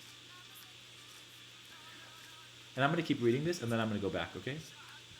To some extent, the political importance given a field comes from the possibility of its direct translation into economic terms. But to a greater extent, political importance comes from the closeness of a field to ascertainable sources of power in political society.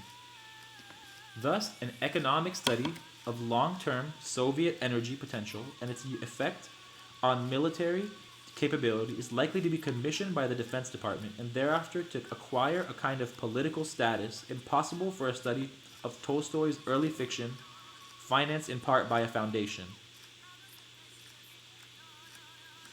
Yet, right here, both works belong in what civil society acknowledges to be a similar field. Russian studies, even though one work may be done by a very conservative economist, the other by a radical literary historian. My point here is that Russia, as a general subject matter, has political priority over nicer distinctions such as economics and literary history, because political society, in Gramsci's sense, reaches into such realms of civil society as the academy and saturates them with significance of direct concern to it. Okay. So what I want to do first, because we have now read from here. Sorry, this is like, there needs to be a better way to do this, honestly. To here, right? And so the first thing that I want to do is to go back into his discussion of Gramsci to make sure that we really understand what he's talking about, right? And so this discussion of, I love how this thing is just blocking off like a giant block of the text. Okay, so if we go back into Saïd's discussion of Gramsci in the previous section, I'm going to read it again so we can understand it. And I'm not going to highlight it because I'll lose my highlight. Actually, what I'm going to do is I'm just going to highlight this all separately for now.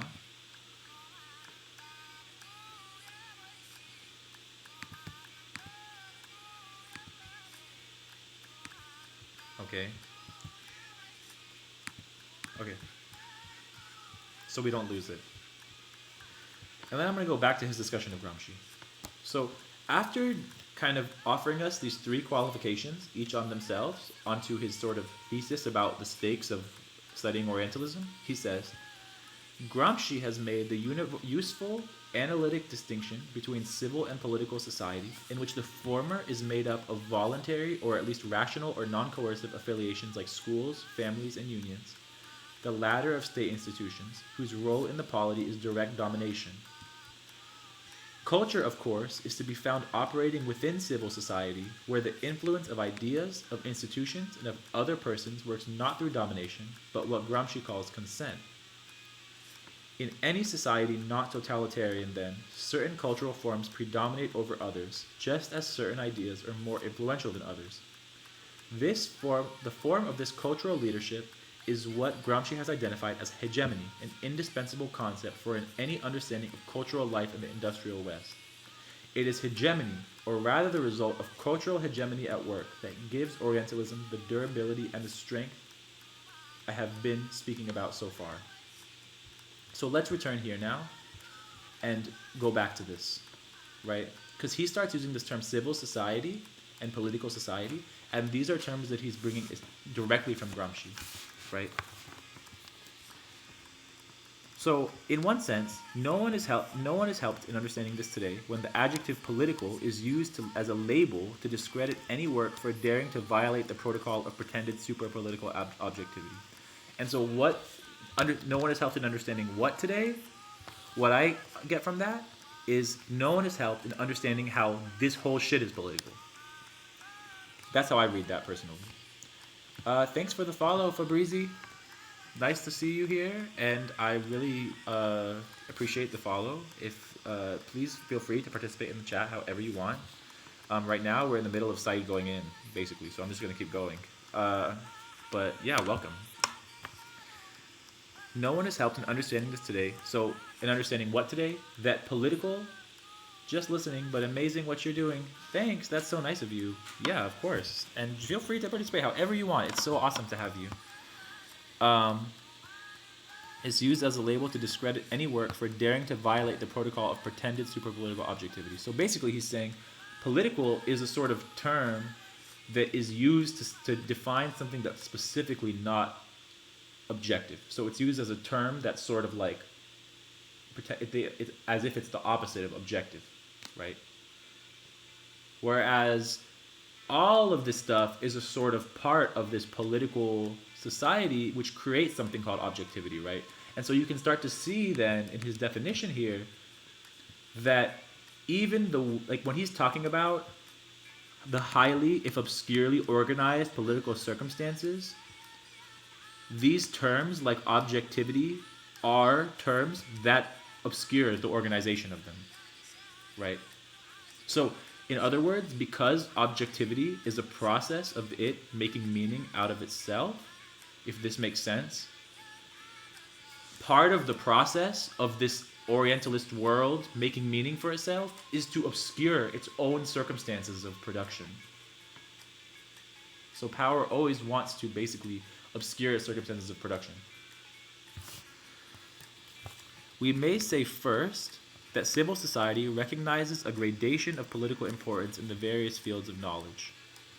To some extent, the political importance given a field comes from the possibility of its direct translation into economic terms. But to a greater extent, political importance comes from the closeness of a field to ascertainable sources of power in political society. So I love this so much, right? Because so basically what this is saying, what I get from this sentence, is that you can't make the structure, you can't see the structure of this sort of thing if you're trying to understand what it is in itself, to be able to anticipate it, or to divorce yourself from it as much as possible, or to work against it, or to work outside of it. You can't understand it as inert. You can't understand it as having a stable sort of structure. Because if you do, then that impression of stability is already a product of what it's trying to make you think it is. In reality, what is considered important, what is considered objective, what is given value, what is given the weight that makes it unquestioned, is always shifting in relation to what it needs at that time. So I really, really, really love that. So in other words, saïd just taught me something, right? Because the way I had schematized this was not necessarily true. If this blob right here, and I guess now in order to do this I have to make the blob bigger, so you can read whatever symbolism you want into this, right? This blob right here called the Orientalist world, for example, what I had felt when I was reading before is that the process is that these little mini fields, such as linguistics or philosophy or family or whatever you want, the nation state or money or anything like that, right? These get pulled further and further into the center as the edges sort of are engaging in an infinite process of settlement of the margins. And as they get pulled into the center, they sort of gain the impression of non-politicality. What Said has taught me is that actually there's really no center to this. This itself is a center in a certain sense, but actually it's an active engagement between, just like there's an engagement between people in a field that are all talking to each other, like a small field. Like if I was going to be in SpongeBob studies, there's probably like 5 fucking people in the world to do that. And we're all always engaged with each other and changing, right? If you think of all of those fields as subfields within this field called the Orientalist world, then what you see is that everyone is actually engaged with each other. And so things that need to be closer to the border will move closer to the border. And things that are allowed to kind of sink closer to the center will move closer to the center. And so it's a constant engagement. All these people are stakeholders in it. And all of these sort of fields have stakes in it. That's what I understand from that. And then the example, right? Thus, an economic study of long-term Soviet energy potential and its effect on military capability is likely to be commissioned by the Defense Department and thereafter to acquire a kind of political status impossible for a study of Tolstoy's early fiction, which is also itself, right, financed in part by a foundation, okay? Yet both works belong in what civil society acknowledges to be a similar field, Russian studies, even though one work may be done by a very conservative economist, the other by a radical literary historian. My point here is that Russia as a general subject matter has political priority over nicer distinctions such as economics and literary history. Because political society in Gramsci's sense reaches into such realms of civil society as the academy and saturates them with significance of direct concern to it. So now, I love this. I fucking love this because now you really get to see how deep his critique of Gramsci goes, and Gramsci is like an amazing thinker, and how fundamental it is and how much it bangs, to be honest. Because what you're seeing now is this distinction between, so what I had felt when I had read it before was his distinction between civil and political society, the distinction between civil and political society that Gramsci was making. Said was kind of saying all of these things, both of these things, the way that distinction kind of coheres so that they're both called the same society is that they both share this sort of Orientalism, right? And what I'm learning now is something a little bit different, right?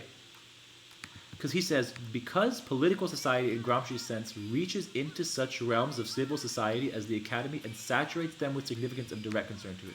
So for him, there's really no such thing as from what I'm understanding of this, and maybe there's a billion Said scholars who could say that I'm wrong on this, or Gramsci scholars who could say I'm wrong on this. But what I understand from this is that there's a certain, the weight that I was talking about, the thing that pulls these things into a sort of center and out of a certain center, the thing that distributes value, so that, for example, when Said is discussing Flaubert up here, his concern is that Flaubert was not only allowed to possess Küçük Hanım physically, this Egyptian woman he was talking about, but to speak for her and tell his readers in what way she was typically Oriental. So the thing that gives his words acceptance without them being questioned, all of that is a natural sort of impartation of value by political society into civil society.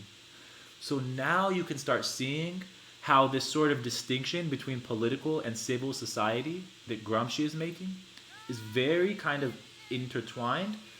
Said is kind of reframing it in this distinction between pure and political knowledge, right? And he's saying, actually, any way that you could even talk about the difference in value of in cultural leadership of things in just a culture, in a civil society, in a thing that Gramsci describes as non-coercive, is already being imparted by the political society anyway. So all this shit is caught up in the same shit. I'm gonna move on. But sometimes I get in this whole mode, so just let me know if I'm going too fast. Because this is really where it gets real as fuck for me. I do not want to press at all this any further on general theoretical grounds.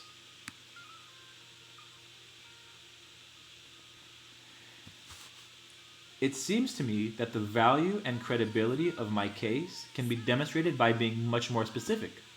In the way, for example, Noam Chomsky has studied the instrumental connection between the Vietnam War and the notion of objective scholarship as it was applied to cover state-sponsored military research. I'm just going to go into that citation and just see if there's anything we need to know about it. And nope. He says, principally in his American Power and the New Mandarins, and for reasons of state. So he just cited 2 Chomsky books. But check this out, y'all. So now he's like, it's like sort of mask is coming off. Like you're seeing like the critique come out, right? He's like, okay. So now it's becoming clear that the way I was feeling when I was reading it from the beginning is true, so to speak, which is that there's really no such thing as objectivity for him, right? Or of a trueness or of knowledge. And this is what his point is, right? There's no such thing as non-coercion in the context of an Orientalist way of being or of a European way of being, right? Now, because Britain, France, and recently the United States are imperial powers, their political societies impart to their civil societies a sense of urgency,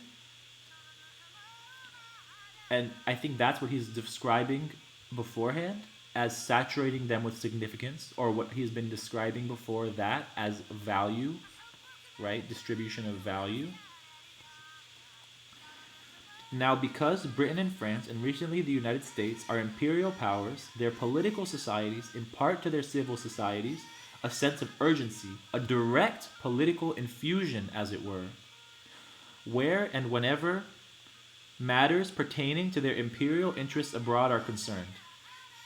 I doubt that it is controversial, for example, to say that an Englishman in India or Egypt in the later 19th century took an interest in those countries that was never far from their status in his mind as British colonies. To say this may seem quite different from saying that all academic knowledge about India and Egypt is somehow tinged and impressed with, violated by, the gross political fact. And yet that is exactly what I am saying in the study of Orientalism. For if it is true that no production of knowledge in the human sciences can ever ignore or disclaim its author's involvement as a human subject in his own circumstances, then it must also be true that for a European or American studying the Orient, there can be no disclaiming the main circumstances of his actuality, that he comes up against the Orient as a European or American first, as an individual second. And to be a European or an American in such a situation is by no means an inert fact. So we see that word again, right? It meant and means being aware, however dimly, that one belongs to a power with definite interests in the Orient, and more important, that one belongs to a part of the earth with a definite history of involvement in the Orient almost since the time of Homer. Okay. Yeah, this page is so crazy to me.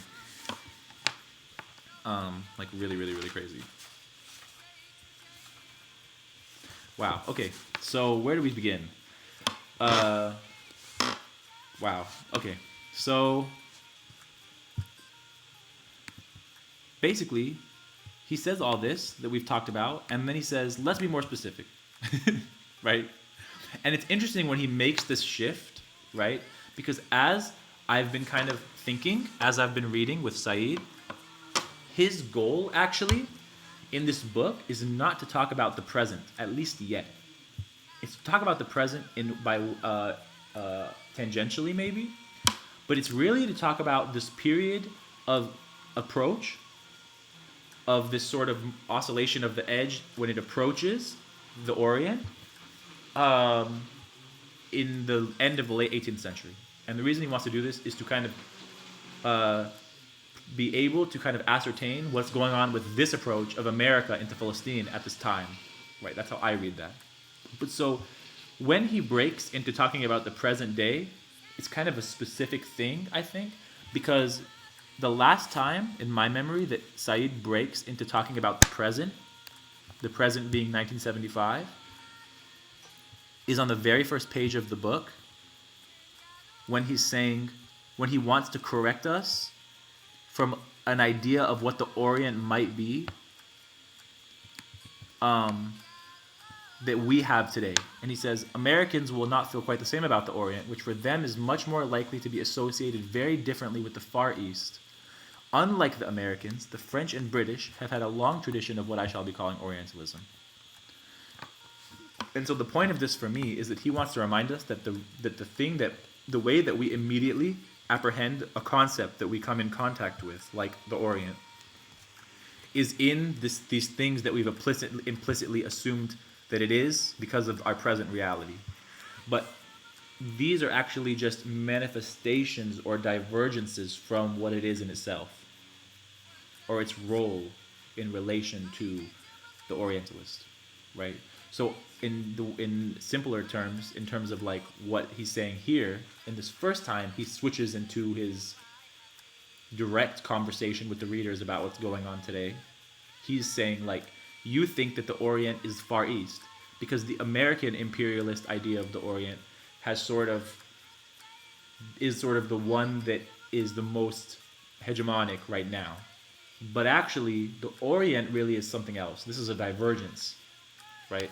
And so now here, he does something similar, right?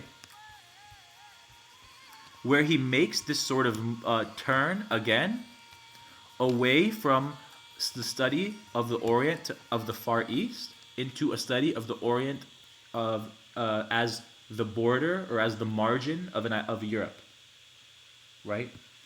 And so, and this is something I'm just realizing now because I love this page, and I never noticed how he makes the same move again from a discussion about an East Asian context into a discussion of the Orient as the place that is adjacent to Europe, right?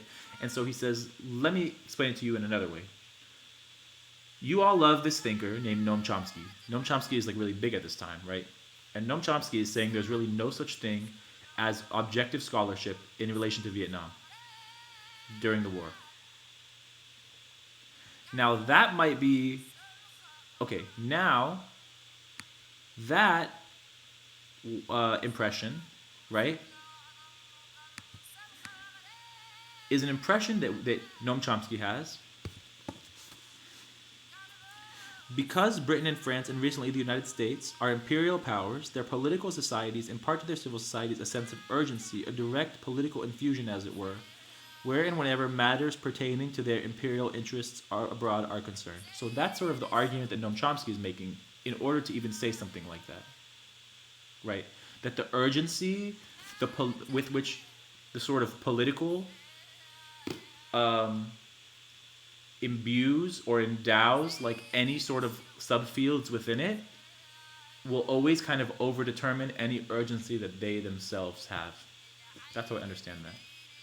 So basically, in other words, all of this shit is already indebted to the movements of the political sort of, the politicality of it. All of this shit is already sort of happening within the movements of the general field that it's in. And so if those movements can be called the politicalness of it, the politics of it, you can see that because whenever sort of the political kind of scope shifts, and I'm using scope in like the means of like a gun or something like that, like even that, suddenly you see the distribution of value shifts.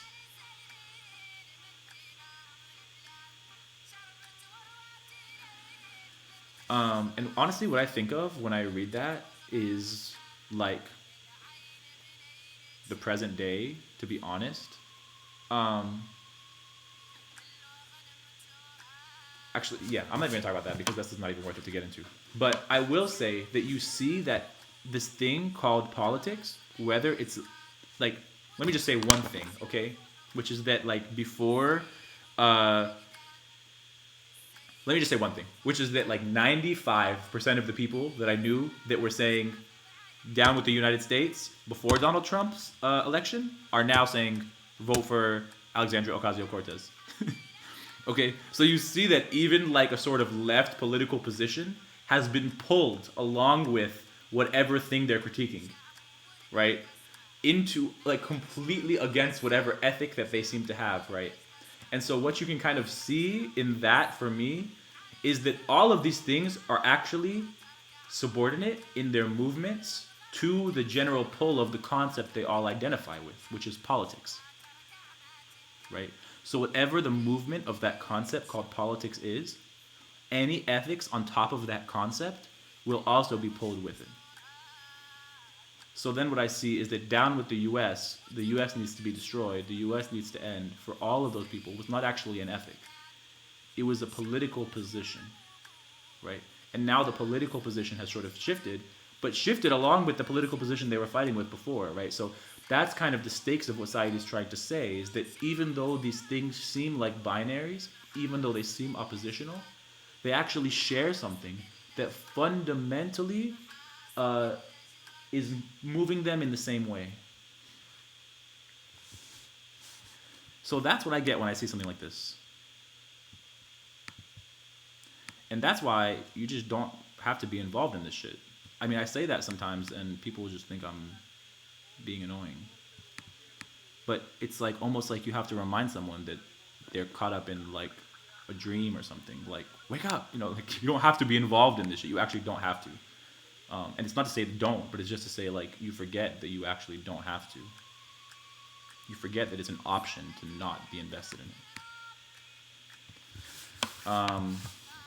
Anyway, I doubt that it is controversial, for example, to say that an Englishman in India or Egypt in the later 19th century took an interest in those countries that was never far from their status in his mind as British colonies.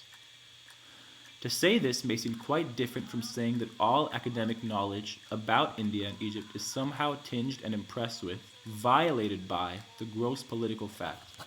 And yet that is what I am saying in the study of Orientalism. So let's take that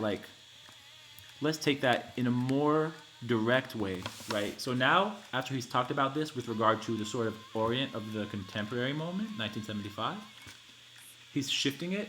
Thanks, Computer Caveman, for the affirmation.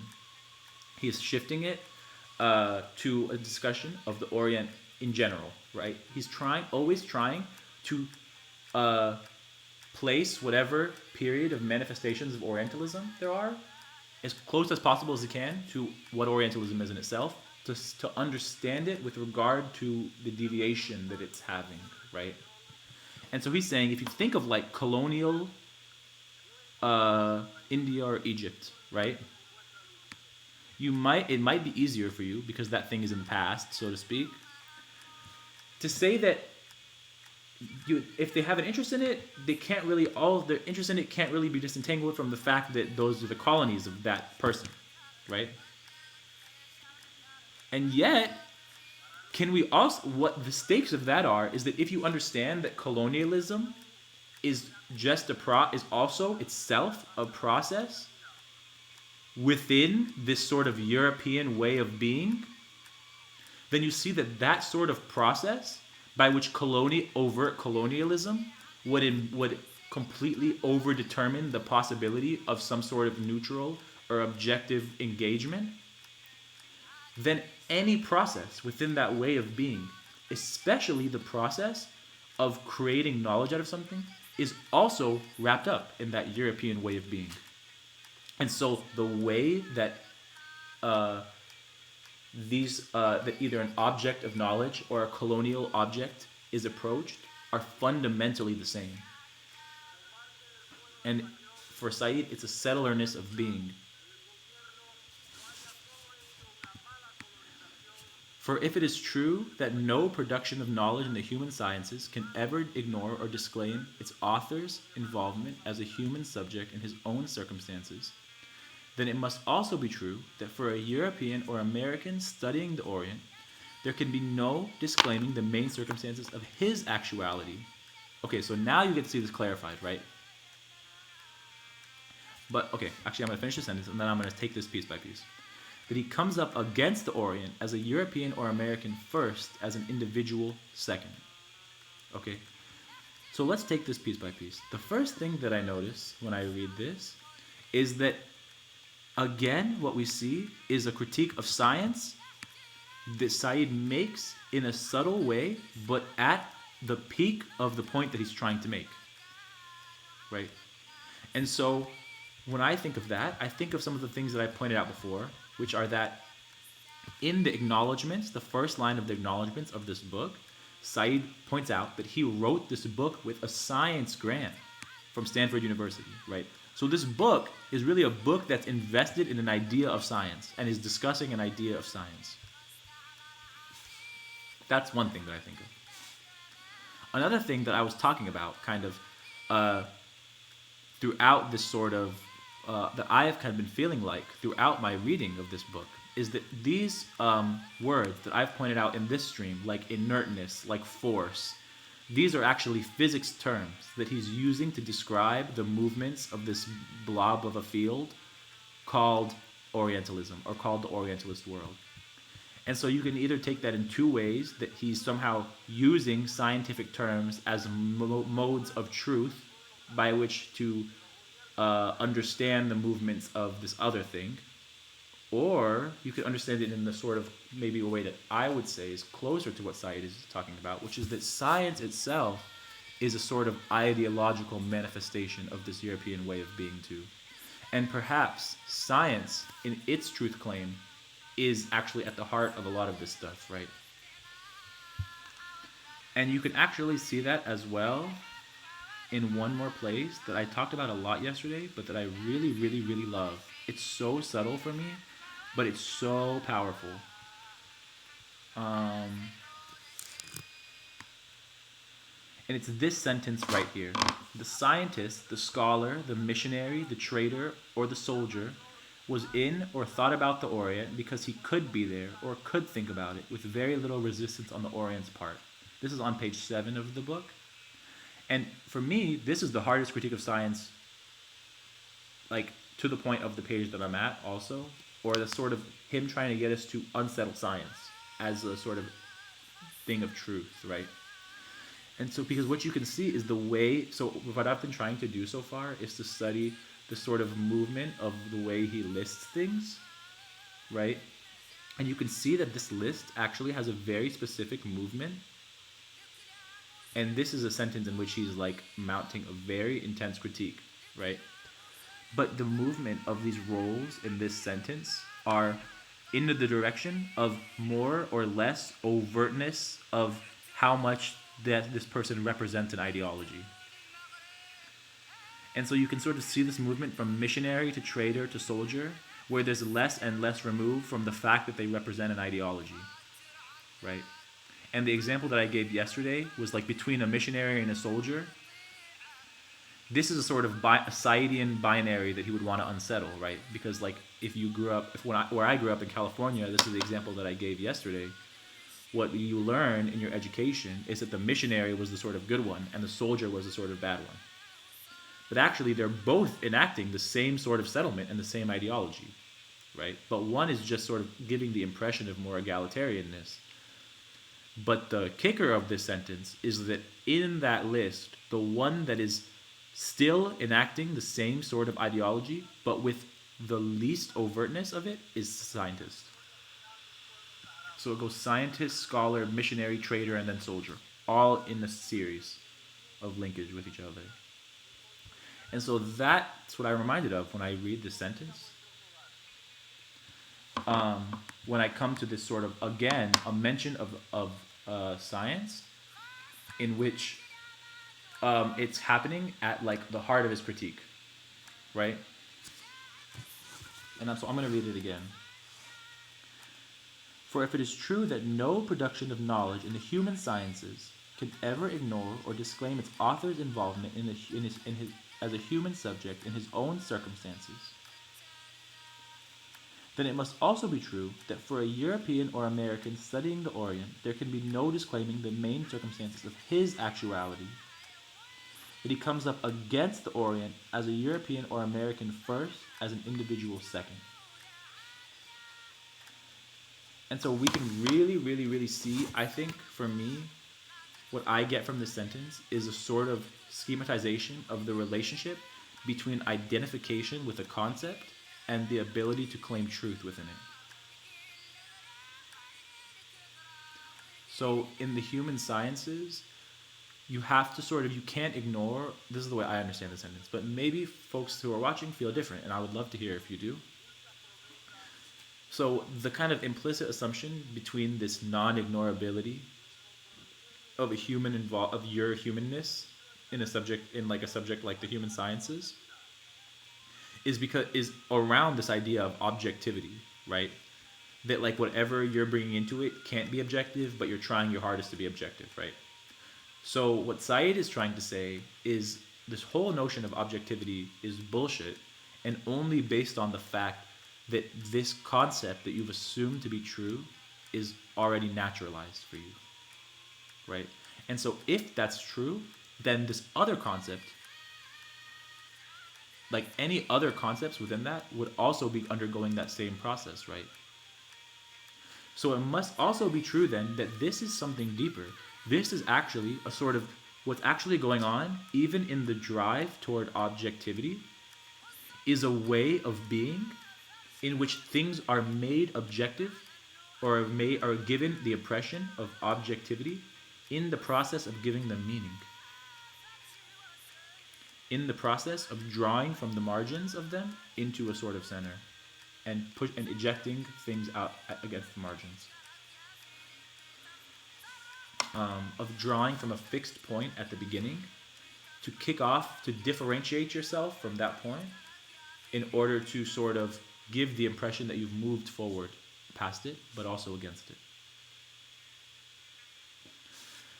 And so then, if that's true, so what we're actually talking about then is a sort of way of being that even informs this process in general. And then, if that's true, for a European or American studying the Orient, since the Orient holds this special role in the European or American way of being, in which it is fixed at the outside or at the beginning or at the start, right? There can be no disclaiming the circumstances of his actuality. But he comes up against the Orient as a European or American first, as an individual second. And for me, there's two things that I think of when I read this last part. The first one is that Said is talking about a sort of he's saying, so okay, I'll say this. When I first read this sentence for the first time, I took it in a way that I think was oppositional, and I'll explain what I mean by that. But I took it in a way that I think was a reductive reading of it. And the way I took it was like, all white people are automatically fucked when they try to talk about us. That might be true. I'm not even saying that's not true. Okay? But also, what he's speaking right now about a specific sort of, so he said, right, he's going to speak about a specific example, which is like somebody studying the Orient and this particular moment, right? But what Said has pointed out multiple times, for example, on the first page, is that Orientalism is a way of coming to terms with the Orient that is based on the Orient's special place in European Western experience. So it doesn't have to be one second, Habo, I'll get to you. So it doesn't have to be like a European or American specifically that's enacting this, but it is based on this sort of European Western experience. It's a way of being that is based on a European Western experience, but it doesn't necessarily have to be only a European or American enacting it, right? And the second thing that that reminds me of is this definition that we've already talked about, right? The first definition in the set of three, which is that anyone who talks or writes about, where is it? Right here. Anyone who teaches, writes about, or researches the Orient is an Orientalist, right? So although Said is talking about a sort of European way of being, he's saying it as a European or American studying the Orient, there can be no disclaiming the main circumstances of his actuality. I think that we should be taking this critique in a way that transcends the sort of geographical markers called European or American. And even at the start of the second section, the first thing that he wants to remind us is that these concepts, Orient and Occident, these geographical sectors, are man-made too. So even these identities called European or American are products of the way of being that he's talking about.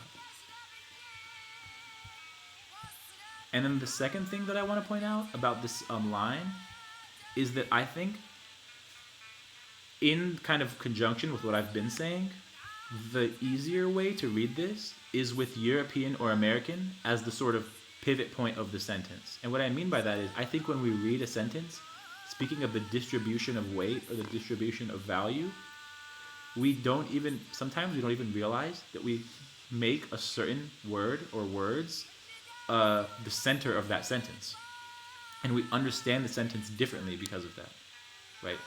So we very often do that in discussions of whiteness or European or Americanness, I think. And what I feel from that is that I actually miss the deeper lessons a lot of the time because I've given the European or Americanness in a sentence the weight in that sentence. And so that's to say, he comes up against the Orient as a European or American first, as an individual second. And so what I take from this sentence then, if I read it like that, is like European or Americans will always come up against the Orient. But when I'm reading this more carefully, I start to feel like the against is the pivot point of this sentence.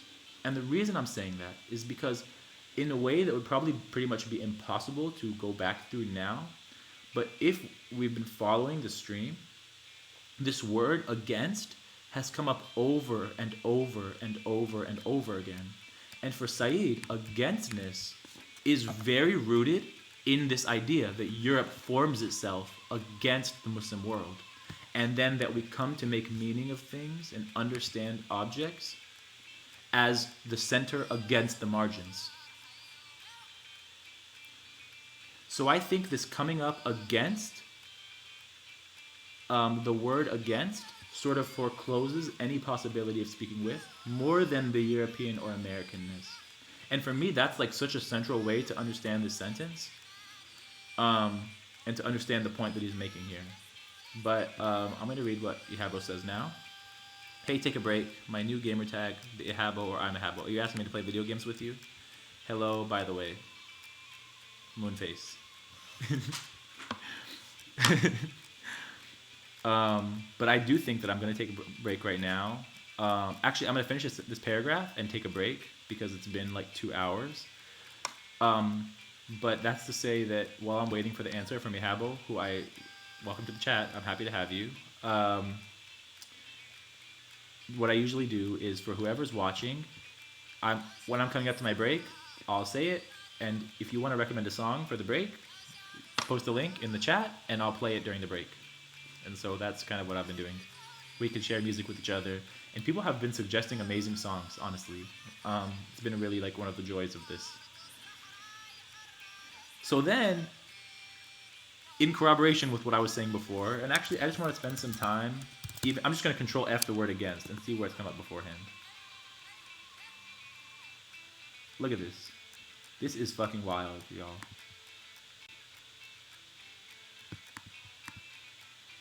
Okay, so we see 2 times that the word against is already said, and in both times, it's really central in my opinion. So in his discussion of Gramsci, he also uses the word against. And this is really relevant because this is coming out of a discussion of Gramsci, right? And so right after the part that I was just reading, where Said says, it is hegemony, or rather the result of cultural hegemony at work, that gives Orientalism the durability and the strength I've been speaking about so far. He says, Orientalism is never far from the idea of Europe, a collective notion identifying, scare quote, us, Europeans, against all, scare quote, those non-Europeans. Right? And so then you can really get to see the us and the those are also constructed, right? So in other words, the way I take this is, you can really be a European without being a European. You feel me? But the againstness is the sort of pivot point of that sentence, of every sentence that's used, right? It also, here's another one on page 3. This book tries to demonstrate that European culture gained in strength and identity by setting itself off against the Orient as a sort of surrogate and even underground self.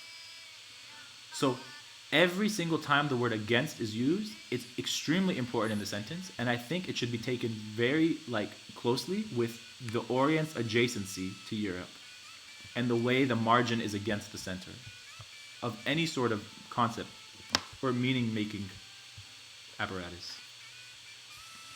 So I'm going to move on now to finish up this paragraph. I love this page. I think it's incredible.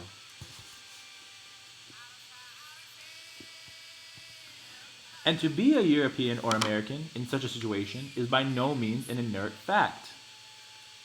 It meant and means being aware, however dimly, that one belongs to a power with definite interests in the Orient, and more important, that one belongs to a part of the earth with a definite history of involvement in the Orient, almost since the time of Homer.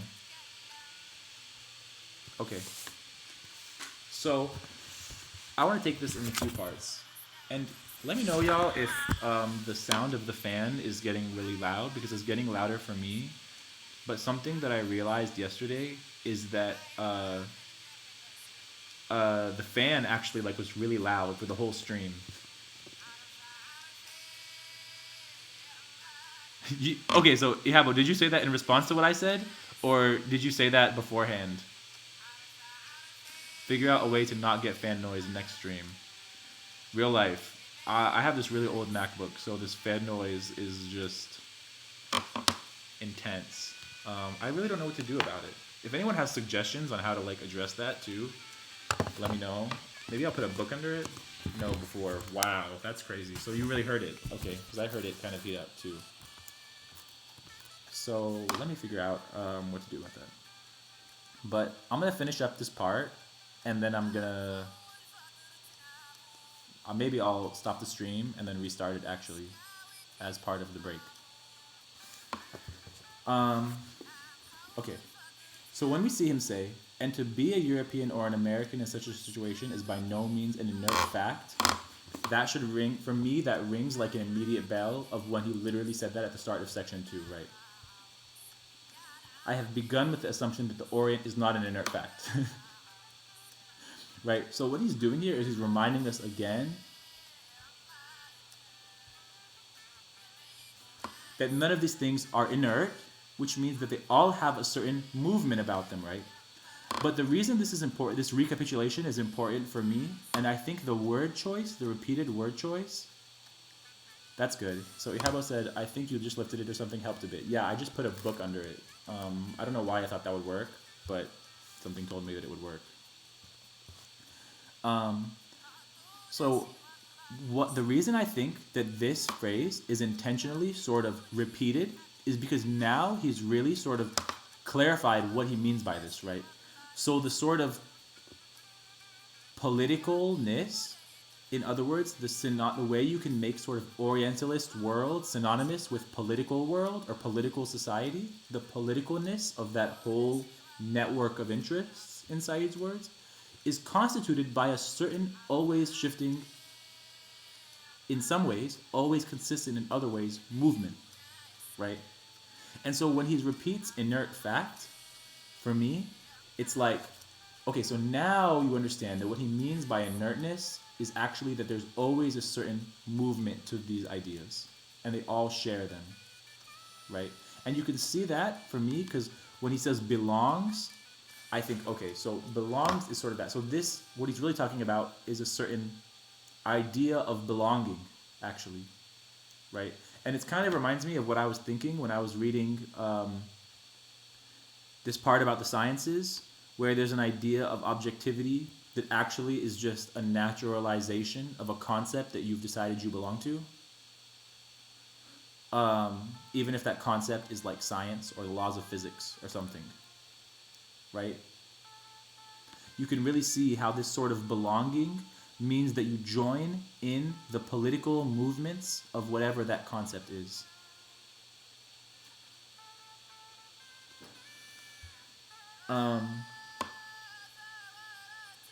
And then the last thing that I'll say about the sentence that it makes me think of is when we see him talk about belongs to a part of the earth with a definite history of involvement in the Orient almost since the time of Homer. I think like the one thing that I think of when I see this is that now it's becoming clear to me that so much of the language that Said is using is implicated in his critique, and he knows that. So much of this is about how like the concept of history, right, is like sort of a product of Orientalism. And so you see that like if you feel like you belong to this part of the earth, you're also identifying with a sort of idea of history that places you in opposition to the Orient since the beginning of that history, or from the point of the beginning of that history. So that's what I think of when I read this. That was wild. I guess, yeah, that was really wild. And I am going to stop for now um, and just take a break. So, in this break, I guess I will stop the stream, restart my computer. Hopefully, that'll help. But the only thing that makes me sad about it is that the stream video is split into two parts. But that's okay. So, that's what I'll do. I'll stop the stream. I'll restart my computer. I'll put the stream back on. So, anyone who's here, just stay tuned if you feel like you want to do that. And then I'll put my computer on my dog Jamel, like I usually do, like the Jamel cam during the break.